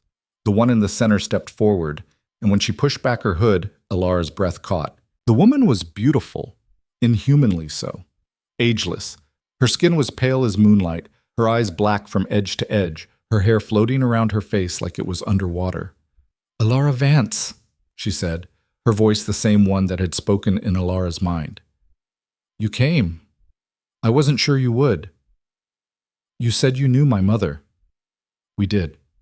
Liana was powerful once, gifted in the old ways, the magic that flows through bloodlines instead of being taught." The woman moved closer, and Elara fought the urge to retreat. She could have been great, could have been one of us, but she fell in love with a man who saw her as property, and she chose him over her power. It killed her slowly, painfully. She died of fever. She died of a broken heart. The fever was just what finally stopped it beating. The woman's black eyes were infinitely sad. "We tried to save her, tried to bring her back to us, but she refused, said she'd rather die as she was than live without him." The words cut deeper than Elara expected, because she'd always known, on some level, that her mother's death hadn't been natural, that she'd simply stopped fighting, stopped wanting to live, stopped caring if she survived the winter. "You said you could break the bond," Elara said, her voice rough. "Was that a lie?" No, we can break it easily. The mate bond is powerful, but it's new magic, fragile. The old magic can sever it like cutting a thread. The woman held out her hand. Give me your wrist. Elara hesitated. What will you do? I'll mark you. Place a sigil on your skin that will sever the connection between you and the Alpha King. The bond will break and you'll be free. No pain, no ritual, no danger. Just freedom. And what do you want in return? The woman smiled. Smart girl. Your mother asked the same question. Her expression turned serious. We want you to join us, to learn the old ways, to reclaim the power that's your birthright, to become what your mother could have been, if she'd been strong enough to choose herself. Elara stared at that outstretched hand. Freedom. Everything she'd been fighting for since the moment Kael's fingers first touched her skin. No more bond, no more connection, no more feeling his emotions or having him feel hers. No more being tied to a king who killed without hesitation and ruled through fear. But something stopped her from reaching out. Some instinct that whispered this was wrong, that freedom bought this easily was freedom that came with a price she couldn't see yet. What happens to him, she asked, to Kael, when you break the bond? He survives. The severance will hurt him badly, but he'll live. He's strong enough. The woman's smile turned sharp, though whether he survives what comes after is another question entirely. What comes after? War. The woman said it simply. The mate bond was the only thing keeping the southern kingdoms from invading. They're terrified of bonded alphas, of the power two souls can wield when they're united. But if the bond breaks, if you walk away, she shrugged, the north becomes vulnerable, conquerable. And the southern kings have been waiting for this opportunity for decades. Elara's blood turned to ice. You're saying that if I break the bond, I condemn the entire northern reach to war? I'm saying that your freedom has a price. Everything does. The woman's hand remained extended. But that price isn't yours to pay. Let the kings fight their wars. Let the powerful destroy each other. You'll be safe with us, protected, free. Free, Elara repeated. The word felt hollow now. Free while thousands of people die because I chose myself over them. They do the same to you. They already are. The woman gestured toward the academy below. They're calling for your execution right now, planning how to eliminate the weakness you represent. You owe them nothing. She was right. Elara knew she was right. The council wanted her dead. The students feared her. Even Kael saw her as a political problem to be managed.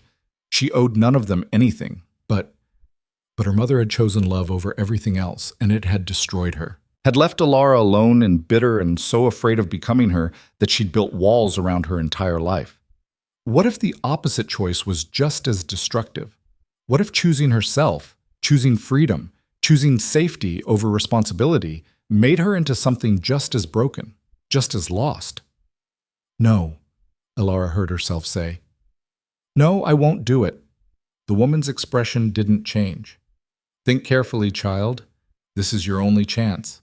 Once the bond fully sets, there will be no breaking it. You'll be his for the rest of your life. Maybe, Elara's hands clenched into fists, but at least it'll be my choice. My decision to stay or go, not yours, not anyone's but mine. You're choosing him over your freedom. I'm choosing myself over your manipulation. Elara's voice strengthened. You don't care about my freedom. You care about breaking the bond because it threatens whatever plans you have. And you're using my mother's memory to make me complicit in starting a war. She stepped back toward the stairs. I'm not my mother. I don't break that easily. The woman's eyes flashed with something dark and dangerous. You're making a mistake. Probably, but it's my mistake to make. Elara turned toward the stairs and found the other two women blocking her path. Their hoods were still up, their faces hidden, but their postures were predatory. I'm afraid, the first woman said from behind her, that we can't let you leave. You know too much. And if you tell the Alpha King about us, about our offer, her voice hardened. We've waited too long to let one stubborn girl ruin our plans. Elara's heart kicked into overdrive. You said you wanted to help me. We did, but you refused our help. Now you're a liability. The woman nodded to her companions. Take her. We'll use her blood to break the bond ourselves. It's messier than I'd like, but the result will be the same. The two women moved forward.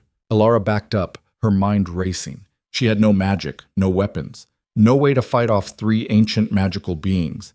She was going to die here, in this abandoned tower, and no one would know what happened. No one except the bond. Elara closed her eyes and reached for it. Not to fight it, not to resist it, but to embrace it. To pull on it with everything she had. To send every ounce of fear and desperation and pleading down that invisible thread connecting her to Kael. Help me, please. They're going to kill me. They're going to kill me and start a war, and I'm sorry I ran, but please. And then hands grabbed her, cold and impossibly strong, and Elara screamed. The sound echoed across the academy grounds, raw and terrified. The women were dragging her toward the center of the platform, toward a circle carved into the stone that she hadn't noticed before. Runes surrounded it, glowing with sickly green light. Hold her still, the first woman commanded. She produced a knife from her robes, long, curved, the blade black as obsidian. This won't take long. Elara fought, kicked and clawed and bit like an animal, but the women holding her were inhumanly strong. They forced her to her knees in the center of the circle, wrenching her arms behind her back. The woman with the knife knelt in front of her. If you'd taken our offer, this could have been painless. Your mother made the same mistake, chose a man over her power. At least you'll die knowing you almost learned from her failure. She raised the knife, and the entire bell tower exploded with light, not the soft golden light of the mate bond. This was pure white, blinding, so intense that Elara felt it searing through her closed eyelids. The women holding her screamed and released her, stumbling backward. When Alara's vision cleared, Kael stood in the doorway. His eyes burned silver white. Energy crackled around him in visible arcs, making his hair stand on end. He looked like a storm-given human form, barely contained, seconds from detonating. "Step away from her," he said, his voice resonating with power that made the stones beneath them tremble. "Now!" The first woman straightened, and to Alara's shock, she was smiling. "The Alpha King himself, how dramatic, but you're too late. We've already begun the ritual. In moments, your precious bond will be—" Kael moved. Elara had never seen anyone move that fast. One moment he was in the doorway. The next he was across the platform, his hand wrapped around the woman's throat.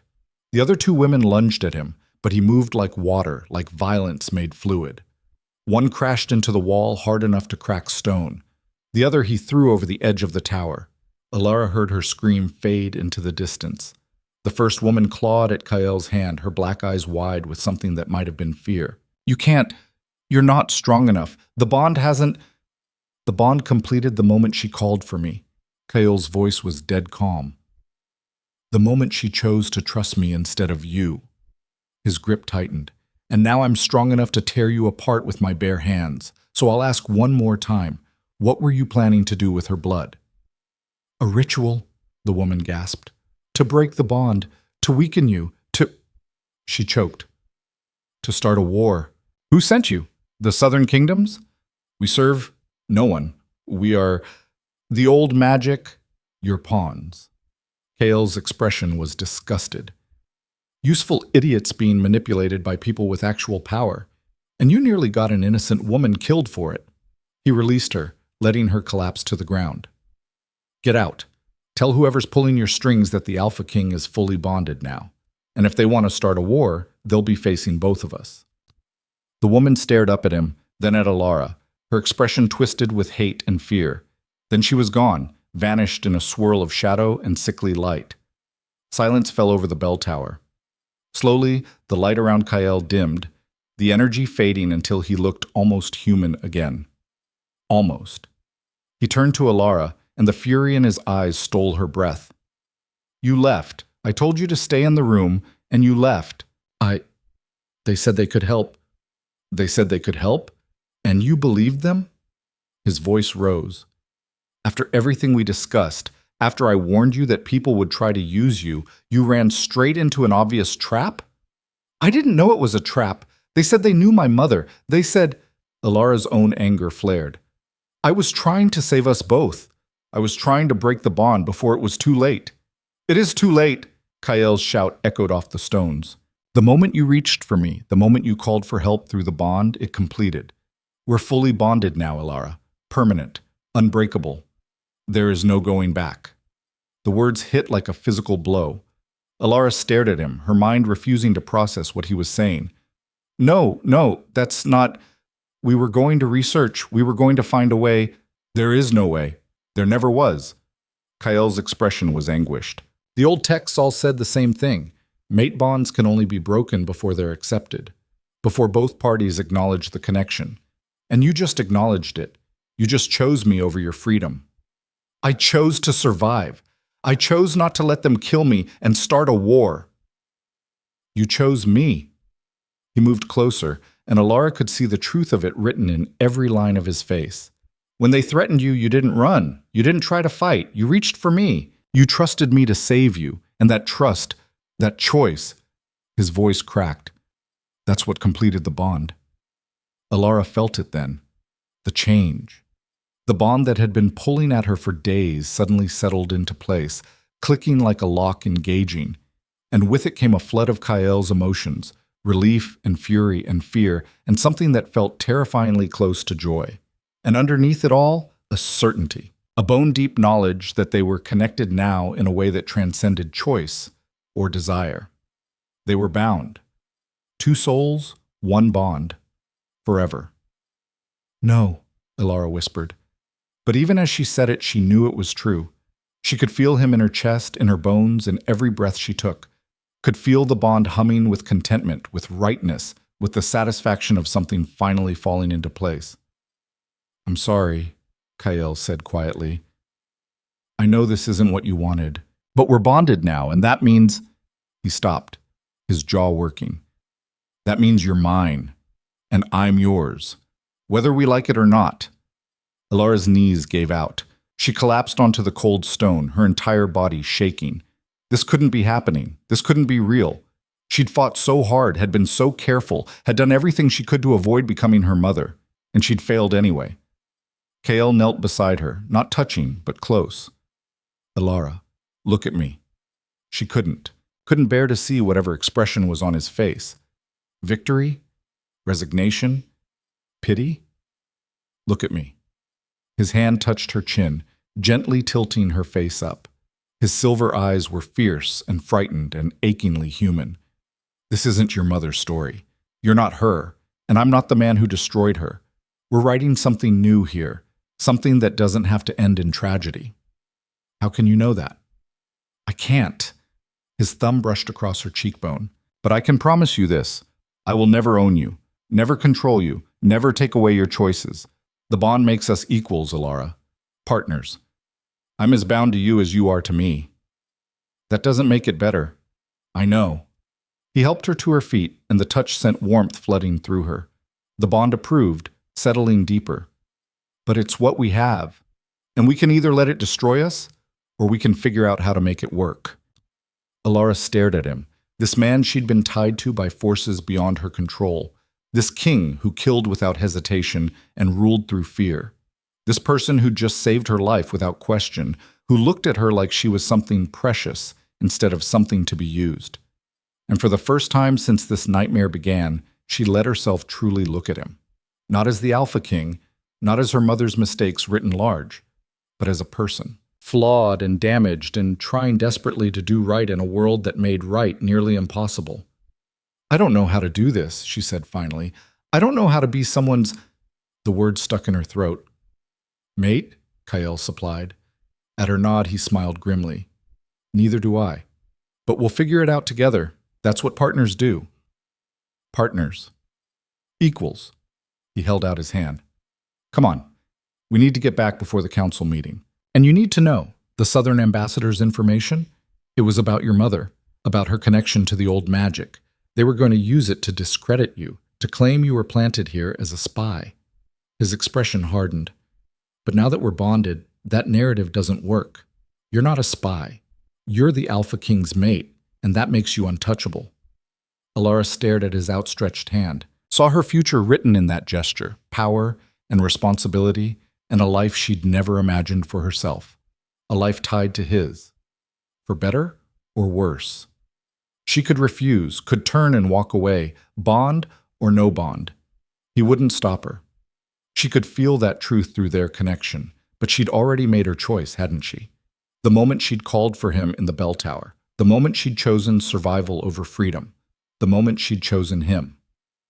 Elara took his hand, and the world around them erupted into light so bright it could be seen from every corner of the academy, brilliant white gold that painted the pre-dawn sky, announcing to everyone watching that something fundamental had shifted, that the Alpha King had found his mate, that Elara Vance was no longer invisible. The light faded slowly, leaving Elara blinking away after images. Her hand was still clasped in Kael's, and through the bond she felt his grim satisfaction mixed with something that tasted like dread. "Well," he said quietly, "that announcement could have been subtler. I think subtle stopped being an option around the time you lit up like a sun." Elara's voice shook. The reality of what had just happened was settling over her like a lead blanket. Everyone saw that. Everyone in 5 provinces probably saw that. Kael's grip on her hand tightened, which means we have maybe 20 minutes before the council convenes an emergency session.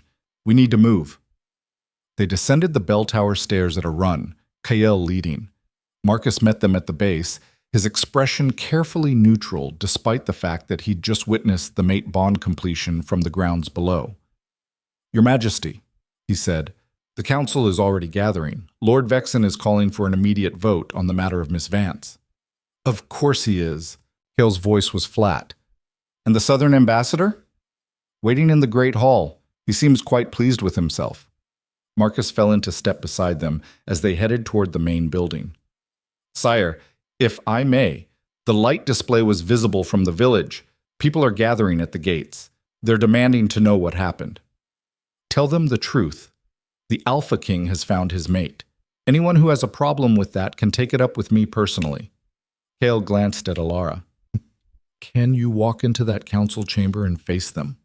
Because if you can't, we turn around right now. I won't have you interrogated while you're in shock."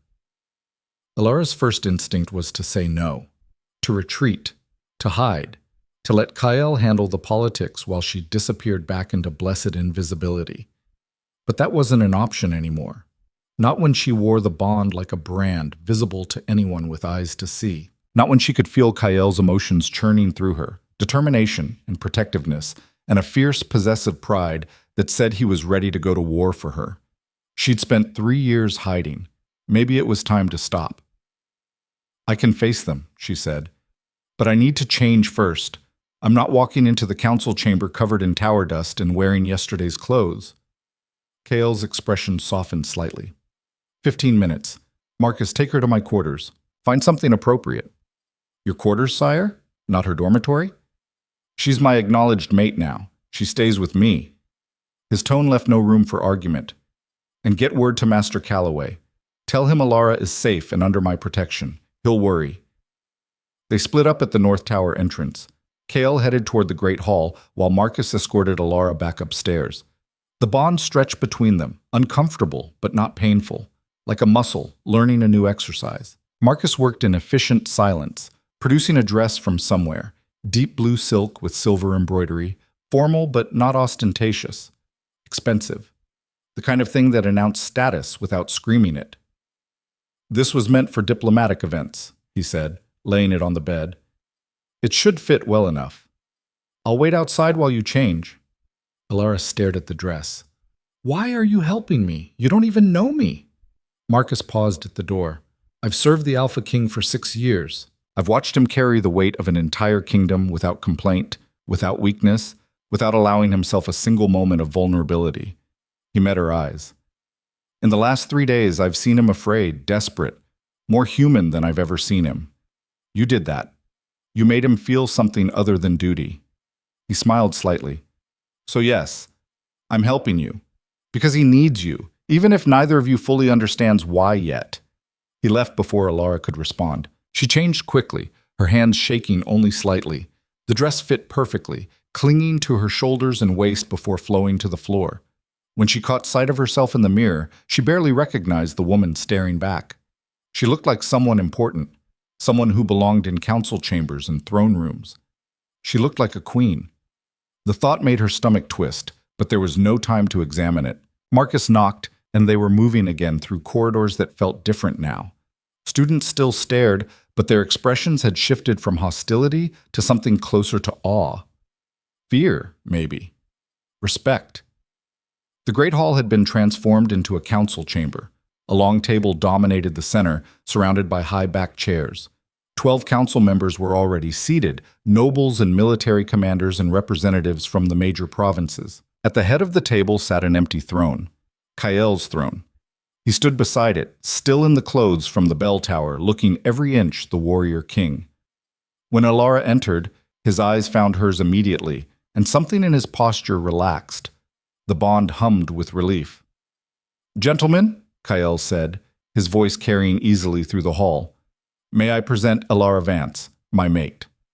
The silence that followed was absolute. Then one of the council members, an older man with silver hair and cold eyes, stood.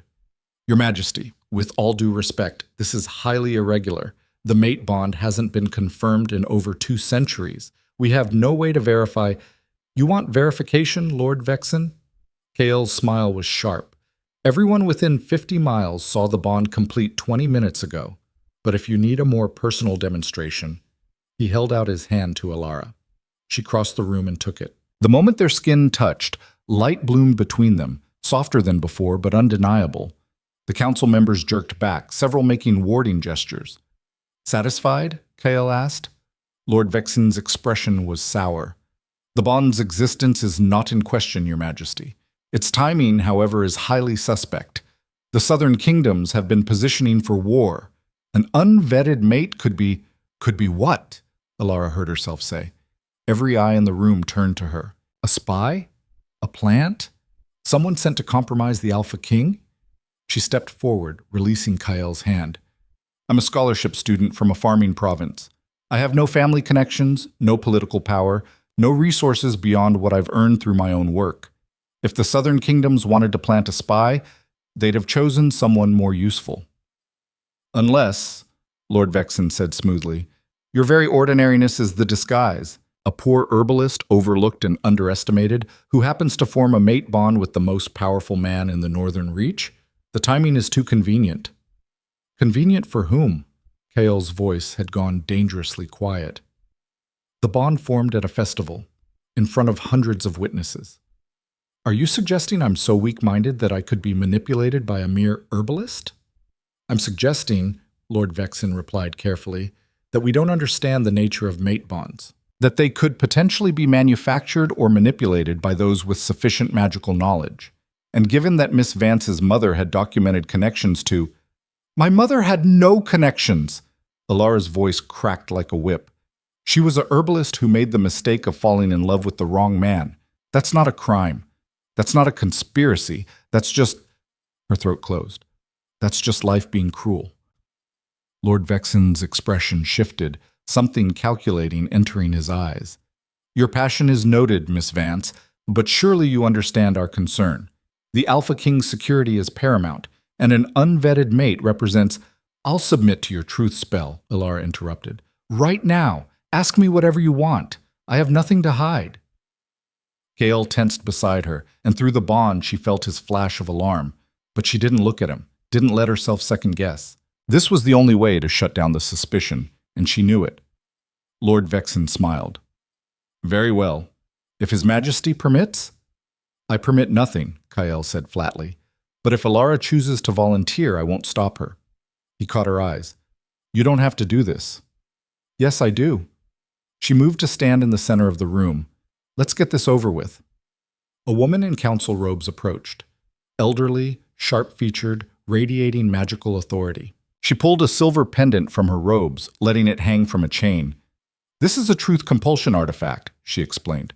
"While you're under its influence, you'll be unable to speak falsehoods. Do you consent?" "I consent." The woman activated the pendant. Elara felt it settle over her like a weighted net, pressing against her thoughts. It wasn't painful, but it was deeply uncomfortable, like having someone rifle through her mind. "State your name," the woman commanded. "Elara Vance." The words came out automatically, pulled from her without conscious effort. "Are you working for any foreign power?" "No." "Did you use magic to manipulate the Alpha King?" "I don't have magic. I can't manipulate anyone." "Did you know about the mate bond before it formed?"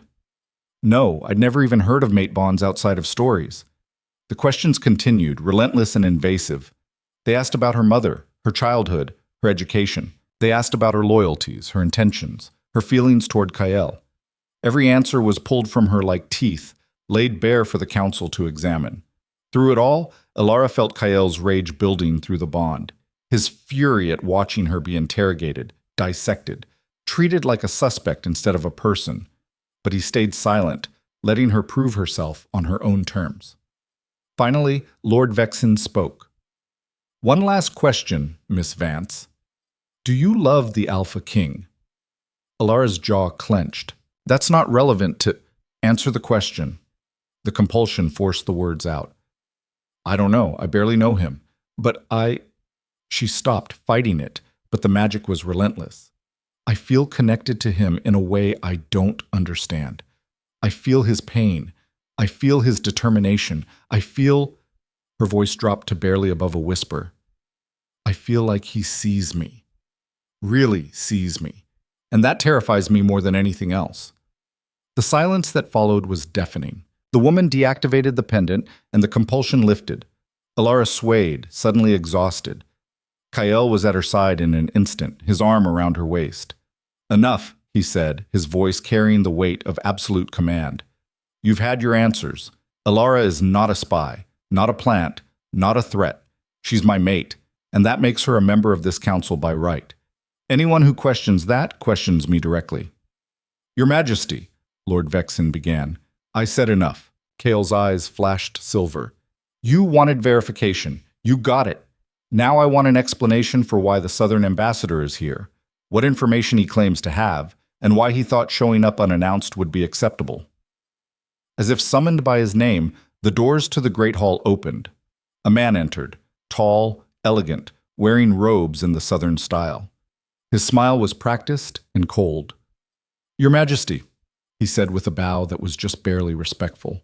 How wonderful to see you again, and this must be the famous Elara Vance, the girl who caught a king. Ambassador Theron, Kael's voice could have frozen fire. You have 1 minute to explain your presence before I have you escorted to the border. So hostile, and here I came bearing gifts. Theron produced a scroll from his robes, holding it up. Information about Miss Vance's mother, about her connections to certain unsavory magical factions. I thought you'd want to know what kind of bloodline has contaminated the royal bond. Elara felt Kael's fury spike, but she stepped forward before he could speak. My mother had no connections to anyone. She was a simple herbalist. Was she? Theron's smile widened. Then perhaps you can explain why her name appears in the records of the Daughters of the Fracture. Why she was recruited at age 17 to join their order. Why she abandoned them to pursue a doomed love affair with a minor noble. He unrolled the scroll. It's all here. Documented. Verified. The council erupted in whispers. Elara's mind reeled. The Daughters of the Fracture. The same women who'd tried to kill her in the bell tower. Her mother had been one of them? Even if that's true, Kael said, his voice cutting through the chaos. It's irrelevant. Elara is not her mother. She's been questioned under truth spell. She's been verified as loyal. This is nothing but an attempt to sow discord. Is it? Theron looked directly at Elara. Tell me, Miss Vance. When the daughters approached you in the bell tower, yes, we know about that. Did they mention your mother? Did they try to recruit you? Elara's blood ran cold. How do you know about the bell tower? We have eyes everywhere, child, even in the Alpha King's own academy. Theron's expression was triumphant. The daughters are pawns, yes, but pawns serve a purpose. They were meant to turn you against the Alpha King, to break the bond before it could form. And if they'd succeeded, he shrugged, the North would have fallen into chaos. Perfect timing for a southern invasion. You're admitting to conspiracy against the crown, one of the council members said, shocked. I'm admitting nothing. I'm simply explaining the facts. Theron rolled up the scroll. The daughters failed. The bond formed. And now we have a different problem. A bonded Alpha King is exponentially more dangerous than an unbonded one. The Southern Kings will not stand for this threat on their borders. Is that a declaration of war? Kael asked softly. It's a statement of concern. one that will be communicated to all the southern courts. Theron bowed again. I'm simply here as a courtesy, Your Majesty, to warn you that your happiness comes at a price, and that price is paid in blood. He turned to leave, but Elara's voice stopped him. Wait, Theron paused. Yes, Miss Vance? You said the daughters were meant to turn me against Kyle, to break the bond. Elara's mind was working furiously, pieces clicking into place. But they could only do that if I was afraid of him, if I believed he was the monster everyone claimed he was. She looked at the council, at their suspicious faces. You've been feeding that narrative, haven't you? The brutal alpha king who rules through fear. The killer without conscience. You wanted everyone, to be terrified of him. The alpha king's reputation is his own making, Theron said smoothly. Is it? Elara turned to Kyle. How many of your so-called brutal acts were actually self-defense? How many of the people you've killed were actively trying to kill you or your people first? Kyle's expression was unreadable. All of them. I've never killed anyone who wasn't an active threat. And the executions? Your cousins? Tried to poison my father and stage a coup. I gave them the option of exile. They chose to fight instead. His voice was flat. I don't enjoy killing, Elara. I just don't hesitate when it's necessary. She turned back to Theron.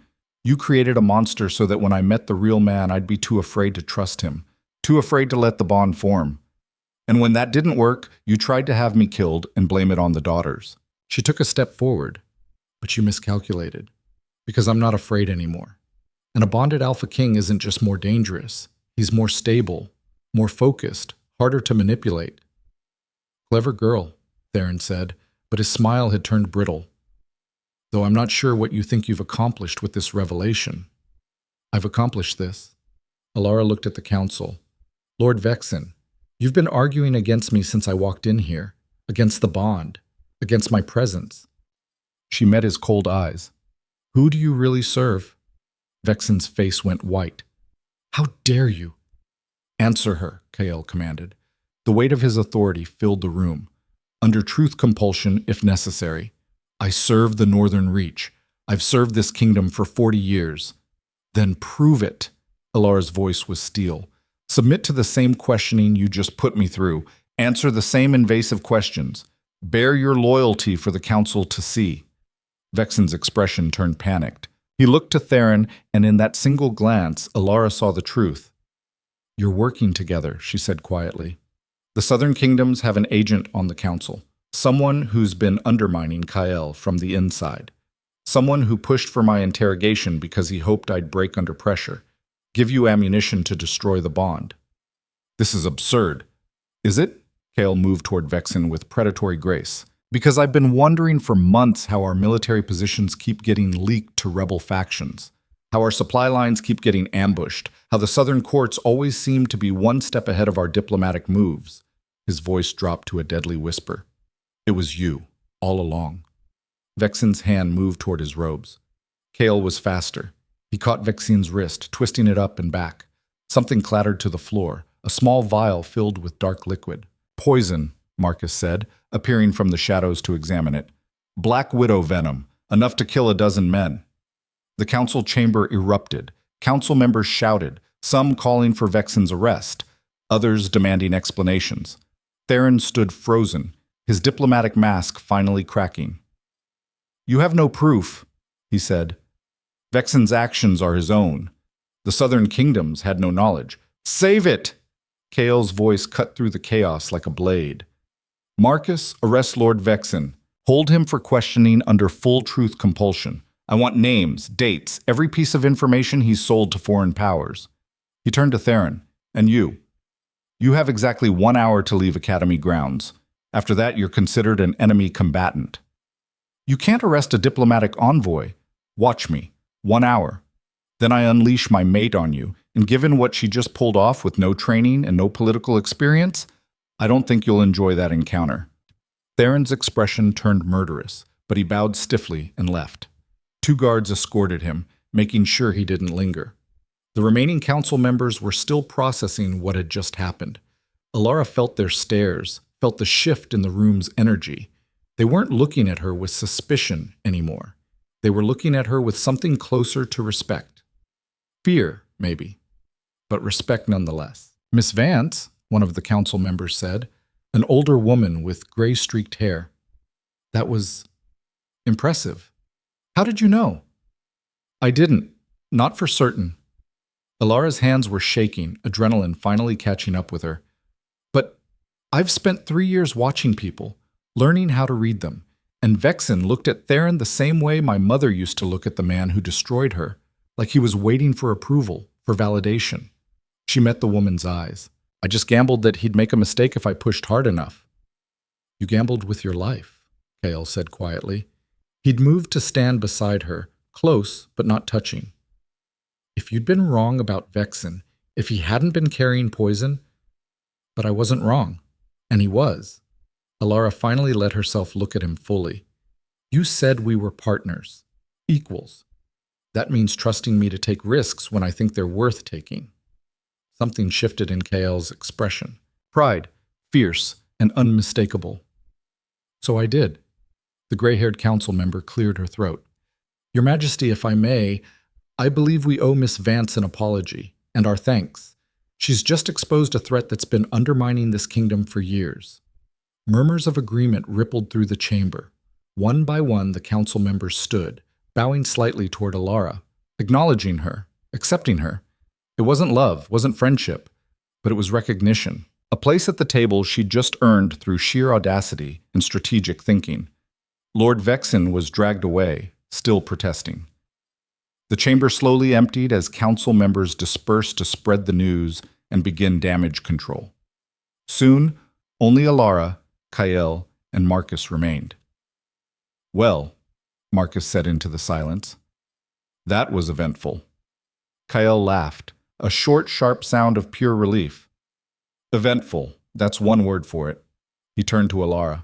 You just exposed a conspiracy, prevented a war, and secured your position on the council in the span of 20 minutes. I'm not sure whether to be impressed or terrified. Both seems appropriate, Elara said. Now that the adrenaline was fading, exhaustion was setting in. Her legs felt weak, her hands wouldn't stop shaking. Kael, I need to sit down. He caught her as her knees buckled, sweeping her up like she weighed nothing. Through the bond, she felt his concern, his lingering amazement, and underneath it all, that fierce, possessive pride. I've got you, he murmured. You're safe now. Safe, Elara repeated. She started laughing, the sound edged with hysteria. I just made enemies of the entire Southern Kingdom network, exposed a traitor on your council, and became your officially acknowledged mate in front of the most powerful people in the North. I don't think safe is the word I'd use. Fair point. Kael carried her toward the door. But you're alive. You're brilliant. And you're mine. He paused. That came out more possessive than I intended. No, it's... Elara stopped, surprised by her own feelings. It's actually okay.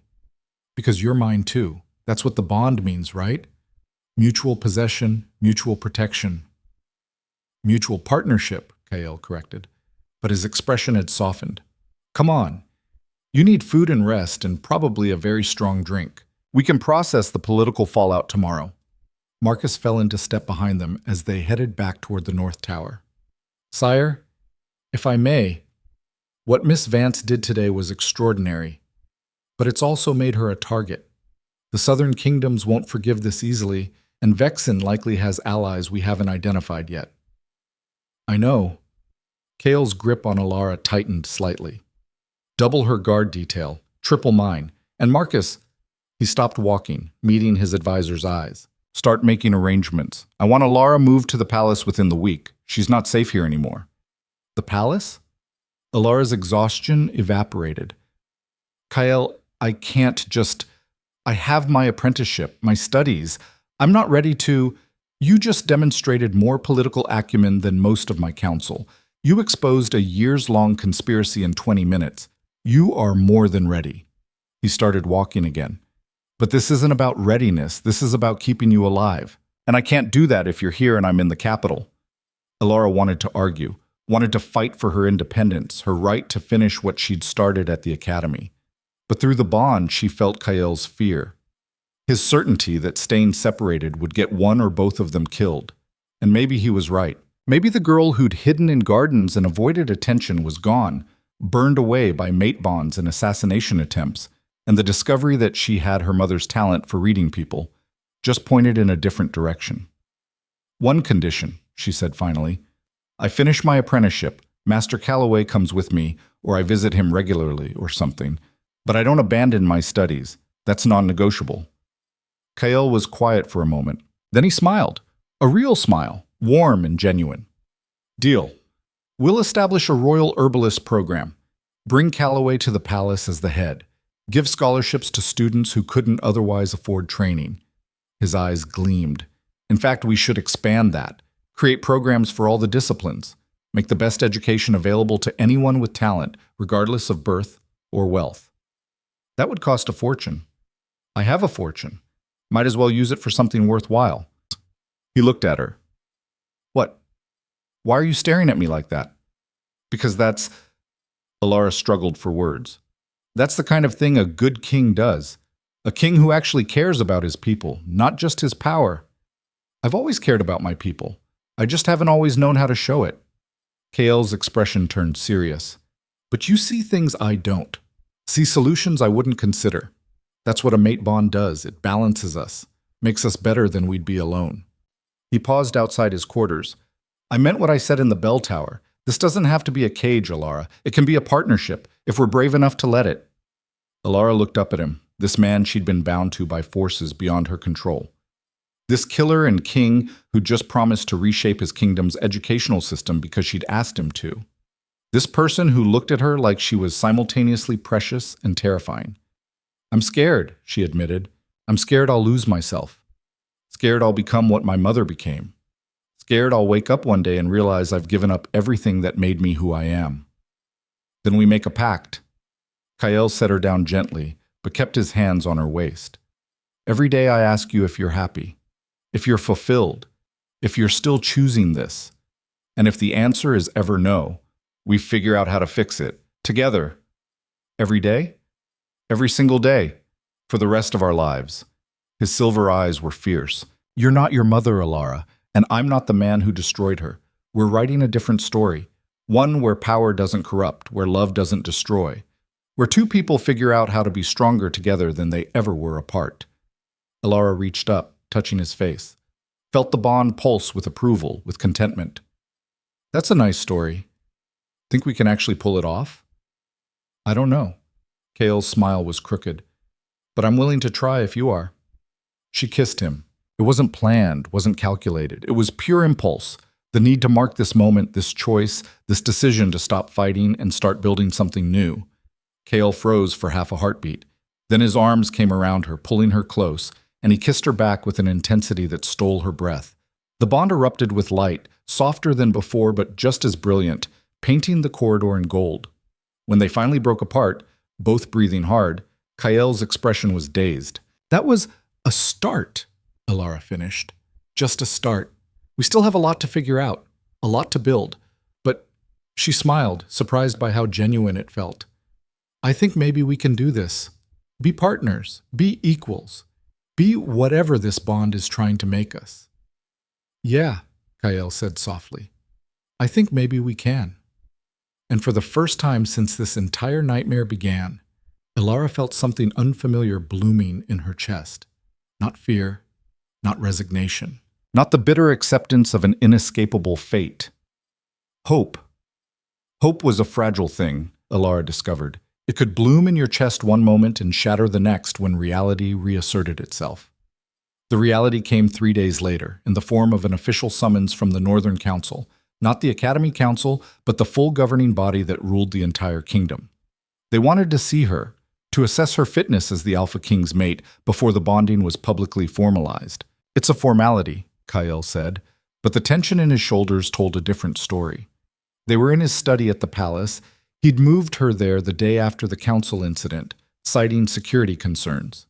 The room was all dark wood and leather, maps covering the walls, reports stacked on every surface. A king's workspace. They can't actually refuse the bond. It's already complete. But they can make my life miserable if they don't approve. Elara stood at the window, watching the capital city spread below. Thornridge was massive compared to the academy. Hundreds of thousands of people packed into stone buildings, smoke rising from countless chimneys, the clang of industry echoing even at this height. They can question every decision I make, block every initiative, undermine me at every turn. They can try. Kale moved behind her close enough that she felt his warmth. But you've already proven you're smarter than half of them combined. Vexen's interrogation yielded 12 more conspirators, 12 people working against the kingdom from the inside, and you exposed them all by trusting your instincts about one man. I got lucky. You were brilliant. His hand settled on her shoulders. And tomorrow, you're going to walk into that council chamber and be brilliant again. They'll ask you questions designed to trip you up, to make you seem unfit. Don't let them. Answer honestly, but don't apologize for who you are or where you came from. Elara leaned back against him, drawing comfort from the bond. Over the past 3 days, she'd learned to read its moods, the way it hummed contentedly when they were close, the sharp pull when they were separated too long, the flood of emotions that sometimes overwhelmed her when Kael was dealing with kingdom business. She'd also learned that being the Alpha King's mate meant entering a world she barely understood. Politics and protocols, diplomatic dinners and strategic alliances, the constant weight of eyes watching her every move. It was exhausting. But it was also exhilarating, because for the first time in her life, people listened when she spoke. Her opinions mattered. Her insights had value beyond the herbology text. "Tell me about the council," she said. "Who should I watch out for?"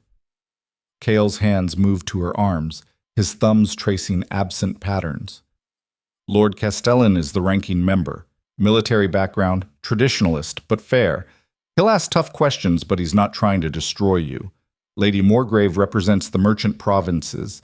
She's sharp, ambitious, and she'll want to know what you bring to the alliance beyond the bond. What do I bring? Intelligence, strategic thinking, the ability to read people in situations. Kale turned her around to face him. And you bring balance. I'm good at making hard decisions, at doing what's necessary even when it's brutal. But you see the human cost. You see the people I sometimes forget about when I'm focused on the bigger picture. That makes us stronger together. That's a nice speech. Will it convince the council? It will if you show them what I see. Don't hide, Elara. Don't try to make yourself smaller or more acceptable. They need to see the woman who exposed a conspiracy, who faced down ancient magic, who chose to stand with me even when everything in her screamed to run. His silver eyes were intense. Show them that strength, and they'll have no choice but to accept you. The council chamber in the palace was 3 times the size of the one at the academy. Marble columns supported a vaulted ceiling painted with scenes from the kingdom's history. The council table was the massive oval of polished oak, with 20 seats occupied by men and women who'd spent decades accumulating power.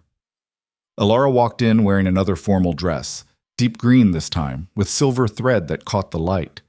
Mira had helped her prepare, pinning her hair up in an elaborate style that made her look older, more sophisticated. "You look like a queen," Mira had said, standing back to admire her work.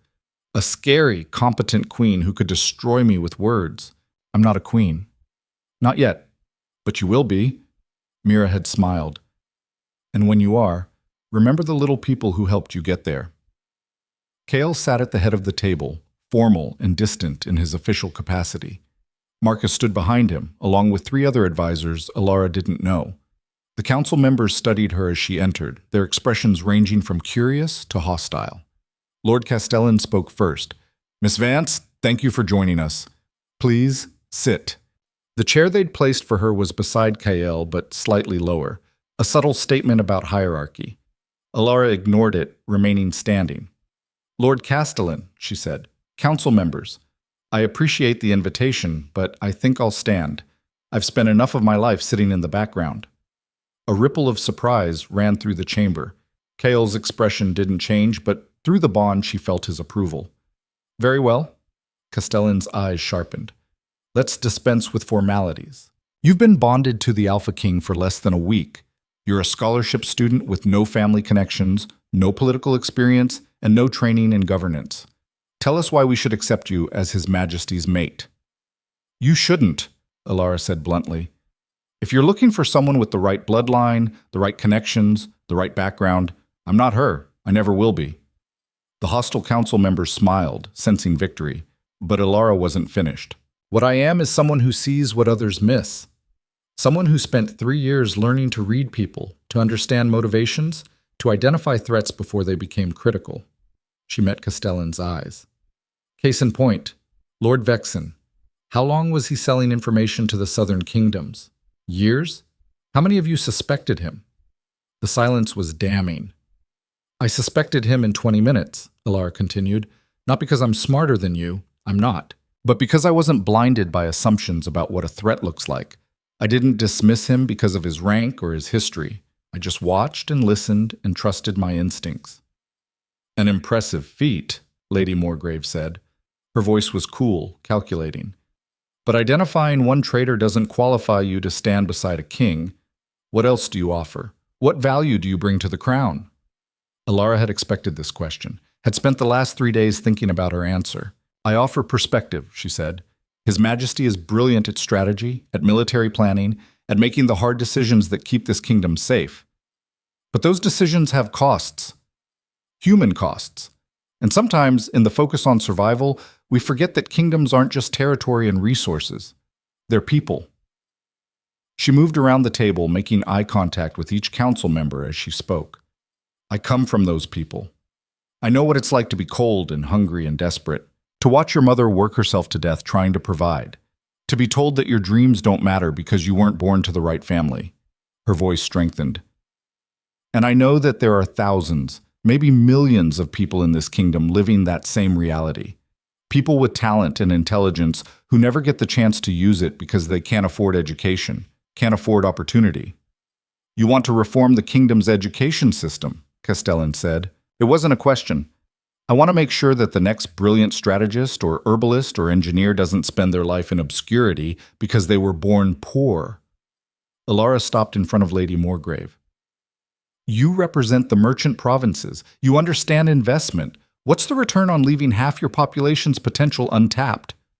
Morgrave's expression shifted, something like respect entering her eyes. You're suggesting we invest kingdom resources in mass education? The cost would be astronomical. The cost of not doing it is higher. How many Lord Vexens are we creating by leaving people desperate and resentful? How many potential allies are we losing because we only value people born to privilege? Elara looked at Kael. His Majesty has the strength to protect this kingdom from external threats. I can help him strengthen it from within. Pretty words, one of the hostile council members said, a heavy-set man with a sneer. But words don't win wars. Words don't feed armies. What happens when the southern kingdoms invade? What does your education program do then? It gives us a population educated enough to innovate, Elara shot back, to develop new strategies, new technologies, new solutions to old problems. Wars aren't won just by strength. They're won by intelligence, adaptability, the ability to outthink your enemy. She paused. And they're won by having a population invested in their kingdom's survival. Hard to fight for a system that's kept you down your entire life. The man's sneer faltered. Castellan leaned forward. You've clearly thought about this, but thinking and doing are different things. How would you actually implement such a program? Start small. Identify 10 talented students from non-noble families. Full scholarships, room and board, access to the best teachers. Track their progress, their success rates. Use them as proof of concept. Elara's mind was racing now, ideas flowing faster than she could organize them. Then expand. Partner with the merchant provinces. Lady Morgrave, your people need skilled workers, yes? Train them. Give them the tools to succeed. Create a workforce that makes your businesses more competitive. Morgrave was nodding slowly. That could work, if the investment showed returns. It will. Because desperate people make mistakes. Educated people make decisions. Elara turned back to Castellan. You want to know my value to the crown? This is it. I see the kingdom. His Majesty protects, and I ask, what are we protecting? Just territory or something worth fighting for? The silence that followed was thick with consideration. Kael stood. If I may address the council. He moved to stand beside Elara. not in front of her, but beside her. When the mate bond formed, I saw it as a complication, a distraction from the work of ruling. I was wrong. Elara has shown me possibilities I never considered, challenges I never thought to address. She doesn't think like a king because she isn't one. She thinks like the people we've sworn to serve, and that perspective is invaluable. Your Majesty, Castellan said carefully, are you asking us to approve Miss Vance as your mate, or is something more? I'm asking you to recognize what she already is, my equal, my partner, someone whose counsel I trust as much as any advisor in this room. Kael's hand found Elara's, their fingers interlocking. The bond made us connected, but Elara made us strong. Through their joined hands, light began to shimmer, soft gold, barely visible in the bright chamber. But the council saw it, saw the physical manifestation of their connection, the power that hummed between them. Lady Morgrave stood. I move to formally recognize Elara Vance as the Alpha King's bonded mate, with all rights and responsibilities that title conveys, including a seat on this council and access to kingdom resources for her education initiatives. Seconded, Castellan said. He looked around the table. All in favor? One by one, hands rose. Even the hostile council members, seeing the writing on the wall, voted in favor. The motion passed unanimously. Then it's done. Castellan stood, bowing slightly toward Elara. Welcome to the council, Lady Vance. I look forward to seeing what you accomplish. Elara barely heard the rest of the meeting. The council discussed logistics, budgets, implementation timelines. Morgrave volunteered her merchant network to help identify talented students. Castellan offered military facilities for training programs. Even the hostile members grudgingly contributed ideas. Her education program was becoming real. In a single conversation, she'd shifted from defending her existence to reshaping the kingdom's future. When the meeting finally adjourned, Kael pulled her aside into a private corridor. You were extraordinary, he said. I've sat through hundreds of council meetings, and I've never seen anyone command a room like that. I was terrified the entire time. You didn't show it. He pulled her close, and the bond settled, content. They're going to expect great things from you now. Are you ready for that? No, but I'll figure it out. Elara looked up at him. That's what we do, right? Figure things out together? Every single day, Kael agreed. He kissed her forehead. Come on, there's someone who wants to see you. Master Calloway was waiting in a sunlit room that had been converted into a temporary herbology laboratory. He looked up when they entered, his weathered face breaking into a rare smile. Elara, I hear you've been causing trouble. The best kind of trouble. She crossed the room and hugged him, something she'd never done before, but the past week had eroded a lot of her careful boundaries. Master Calloway, I have a proposition for you. I heard. Royal herbalist, director of the new education program's herbology division. He shook his head. Never thought I'd see the day when a king cared about herbs and healing. He cares about what I care about, Elara corrected, which is still strange to get used to. Calloway studied her carefully. Are you happy, girl? Truly happy? Because if this bond is making you miserable, if you're just going along because you feel trapped, I'm not trapped. Elara was surprised by how much she meant it. I think I'm becoming who I was supposed to be all along, just in a way I never expected. Good. Calloway gripped her shoulder. Your mother would be proud. She'd also be terrified, but mostly proud. The mention of her mother sent a pang through Elara's chest. Master Calloway, what do you know about the Daughters of the Fracture? His expression darkened. Where did you hear that name? They came after me, tried to use me to break the bond and start a war. They said my mother was one of them. Calloway was quiet for a long moment, then he sighed. She was. Briefly. Your mother had a gift for reading people, for understanding motivations and desires. The daughters wanted to cultivate that gift, turn her into a weapon, but Liana refused. She left them, fell in love, and he stopped. You know the rest. She chose love, and it destroyed her. No. She chose a man who didn't deserve her, and that destroyed her. Love itself isn't the problem, Elara. It's choosing people who don't value you the way you deserve to be valued. He glanced at Kael. This one values you, I can see it. The question is whether you value yourself enough to accept it. Elara didn't have an answer to that. Not yet. 3 months later, the first class of scholarship students arrived at the newly established Royal Academy. 20 young people from across the kingdom, farmers' children, merchants' apprentices, provincial talents who'd never dreamed of formal education. Elara met them in the same gardens where she'd once hidden, harvesting moonbells and avoiding attention. Now she stood at the center of it all, watching nervous faces look to her for guidance. "I know you're scared," she told them. "I know you feel out of place. Like you don't belong here, like everyone's going to figure out you're not good enough." She smiled. "I felt the same way 3 years ago, and I'm here to tell you that feeling never completely goes away. But it also doesn't matter. You're here because you're talented, because you have something to offer, and this kingdom needs what you can become." One of the students, a girl maybe 16 with hopeful eyes, raised her hand. "Lady Vance, is it true you exposed a conspiracy? That you helped stop a war?" "I asked the right questions at the right time, that's all." Elara looked at each of them. "You're going to learn a lot here. Herbology, engineering, strategy, whatever discipline you choose. But the most important thing you'll learn is to trust your own judgment, to value your perspective even when everyone around you says you're wrong. Because sometimes," she thought of Vexen, of the bell tower, of every moment when she'd had to choose between safety and truth. "Sometimes the person who sees things differently is the only one seeing clearly." What? The students were assigned to their mentors. Calloway took the herbology candidates, grumbling about too many eager faces, but secretly pleased.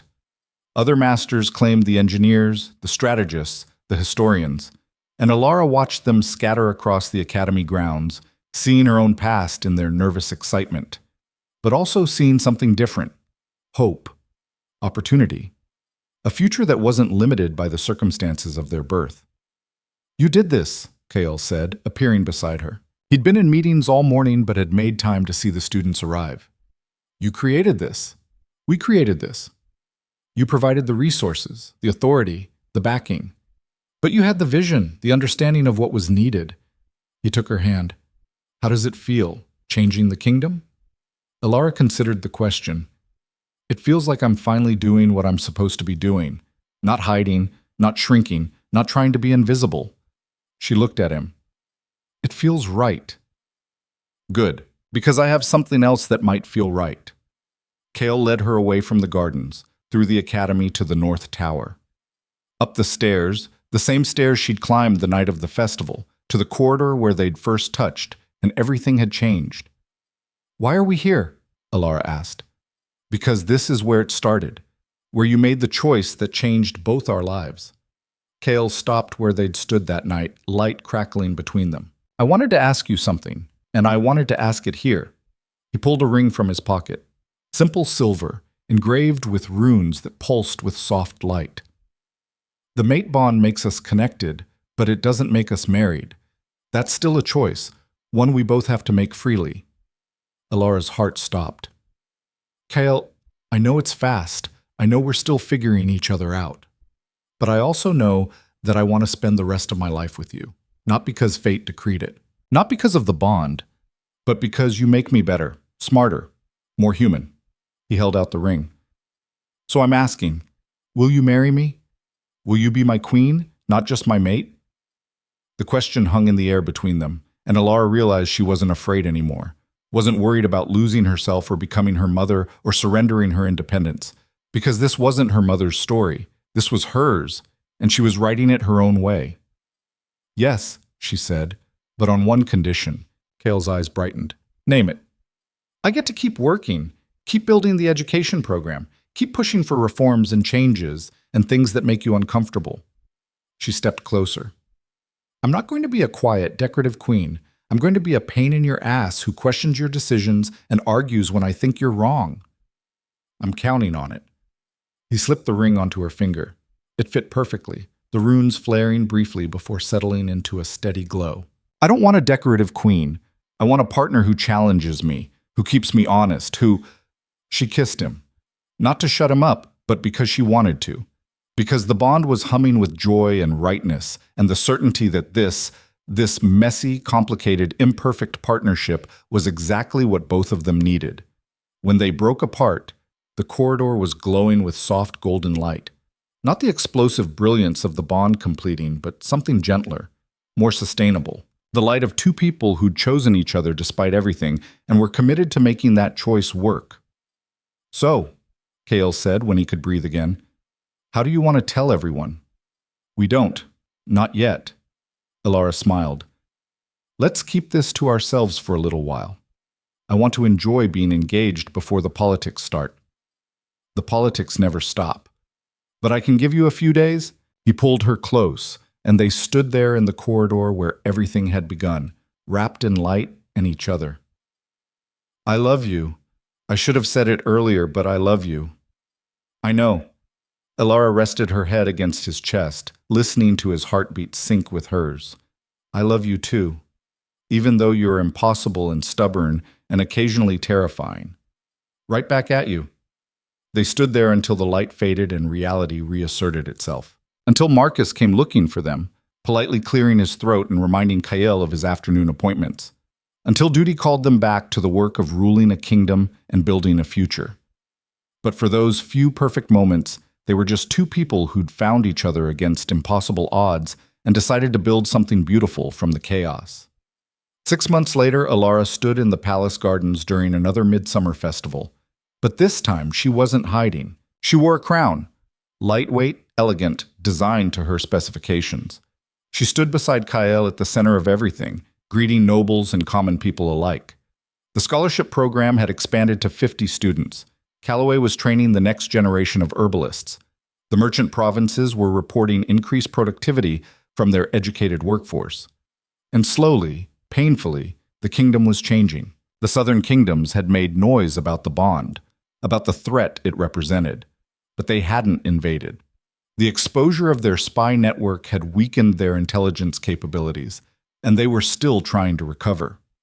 And Elara had discovered something her mother never had, that power didn't have to corrupt, that being tied to someone didn't mean losing yourself, that love and independence could coexist if you fought for both. Mira appeared at her elbow, resplendent in formal robes. She'd been appointed as Elara's personal advisor, a role she took with terrifying seriousness. Your Majesty, she said, the title still sounding strange on her tongue, the students are asking if you'll speak at their graduation ceremony next month. Tell them yes, of course yes. Elara smiled. And Mira, stop calling me that when we're alone. I'm still just Elara. You're really not. Mira's expression turned serious. You're the queen who changed the kingdom's education system in 6 months, who exposed a conspiracy that's been running for years, who married the Alpha King and somehow didn't lose herself in the process. She paused. You're a legend, Elle, whether you like it or not. I don't like it. Too bad. You're stuck with it. Kael joined them, having finished greeting a delegation from the eastern provinces. He looked tired. Ruling was exhausting, but when his eyes found Elara, he smiled. Ready to circulate? He asked. Ready to hide in the gardens and pretend we're normal people? We can do that later. Right now, we have to be royalty. But his hand found hers, their fingers interlocking. Through the bond, she felt his exhaustion, his determination, and underneath it all, his contentment, his certainty that this, all of this, was worth it. They moved through the festival together, not as king and subject, but as partners, as equals, as two people who'd been thrown together by fate and had chosen to make something meaningful from it. And later, when the crowds had dispersed and the music had faded, they did hide in the gardens, in the same herb beds where Elara had once knelt alone, harvesting moonbells by lamplight. Do you ever regret it? Kael asked, pulling her close. Blowing me that kiss? Starting all of this? Elara thought about it honestly, thought about the fear and the chaos and the moments when she'd been certain she was losing herself, thought about her mother and the warnings she'd carried her entire life. But she also thought about the students whose lives were changing, the reforms taking shape, the future she was helping to build, the man beside her who valued her mind as much as the bond that tied them together. No, she said finally. I don't regret it. It was terrifying and overwhelming and nothing like I planned. But it was also, she searched for the right word. It was real. It was mine. It was me choosing to be brave instead of safe. And look where it got you. Married to a king, running educational programs, changing a kingdom. Kael's smile was soft. Not bad for a scholarship student who wanted to stay invisible. Not bad for a king who thought strength meant shutting everyone out. She turned to face him fully. We make a good team, don't we? The best team. He kissed her, gentle and certain. Thank you for taking the risk, for trusting me, for not running when everything in you screamed to disappear. Thank you for being worth the risk, Elara replied. For seeing me, for making space for me in your impossible life, for proving that not all powerful men destroy the people they love.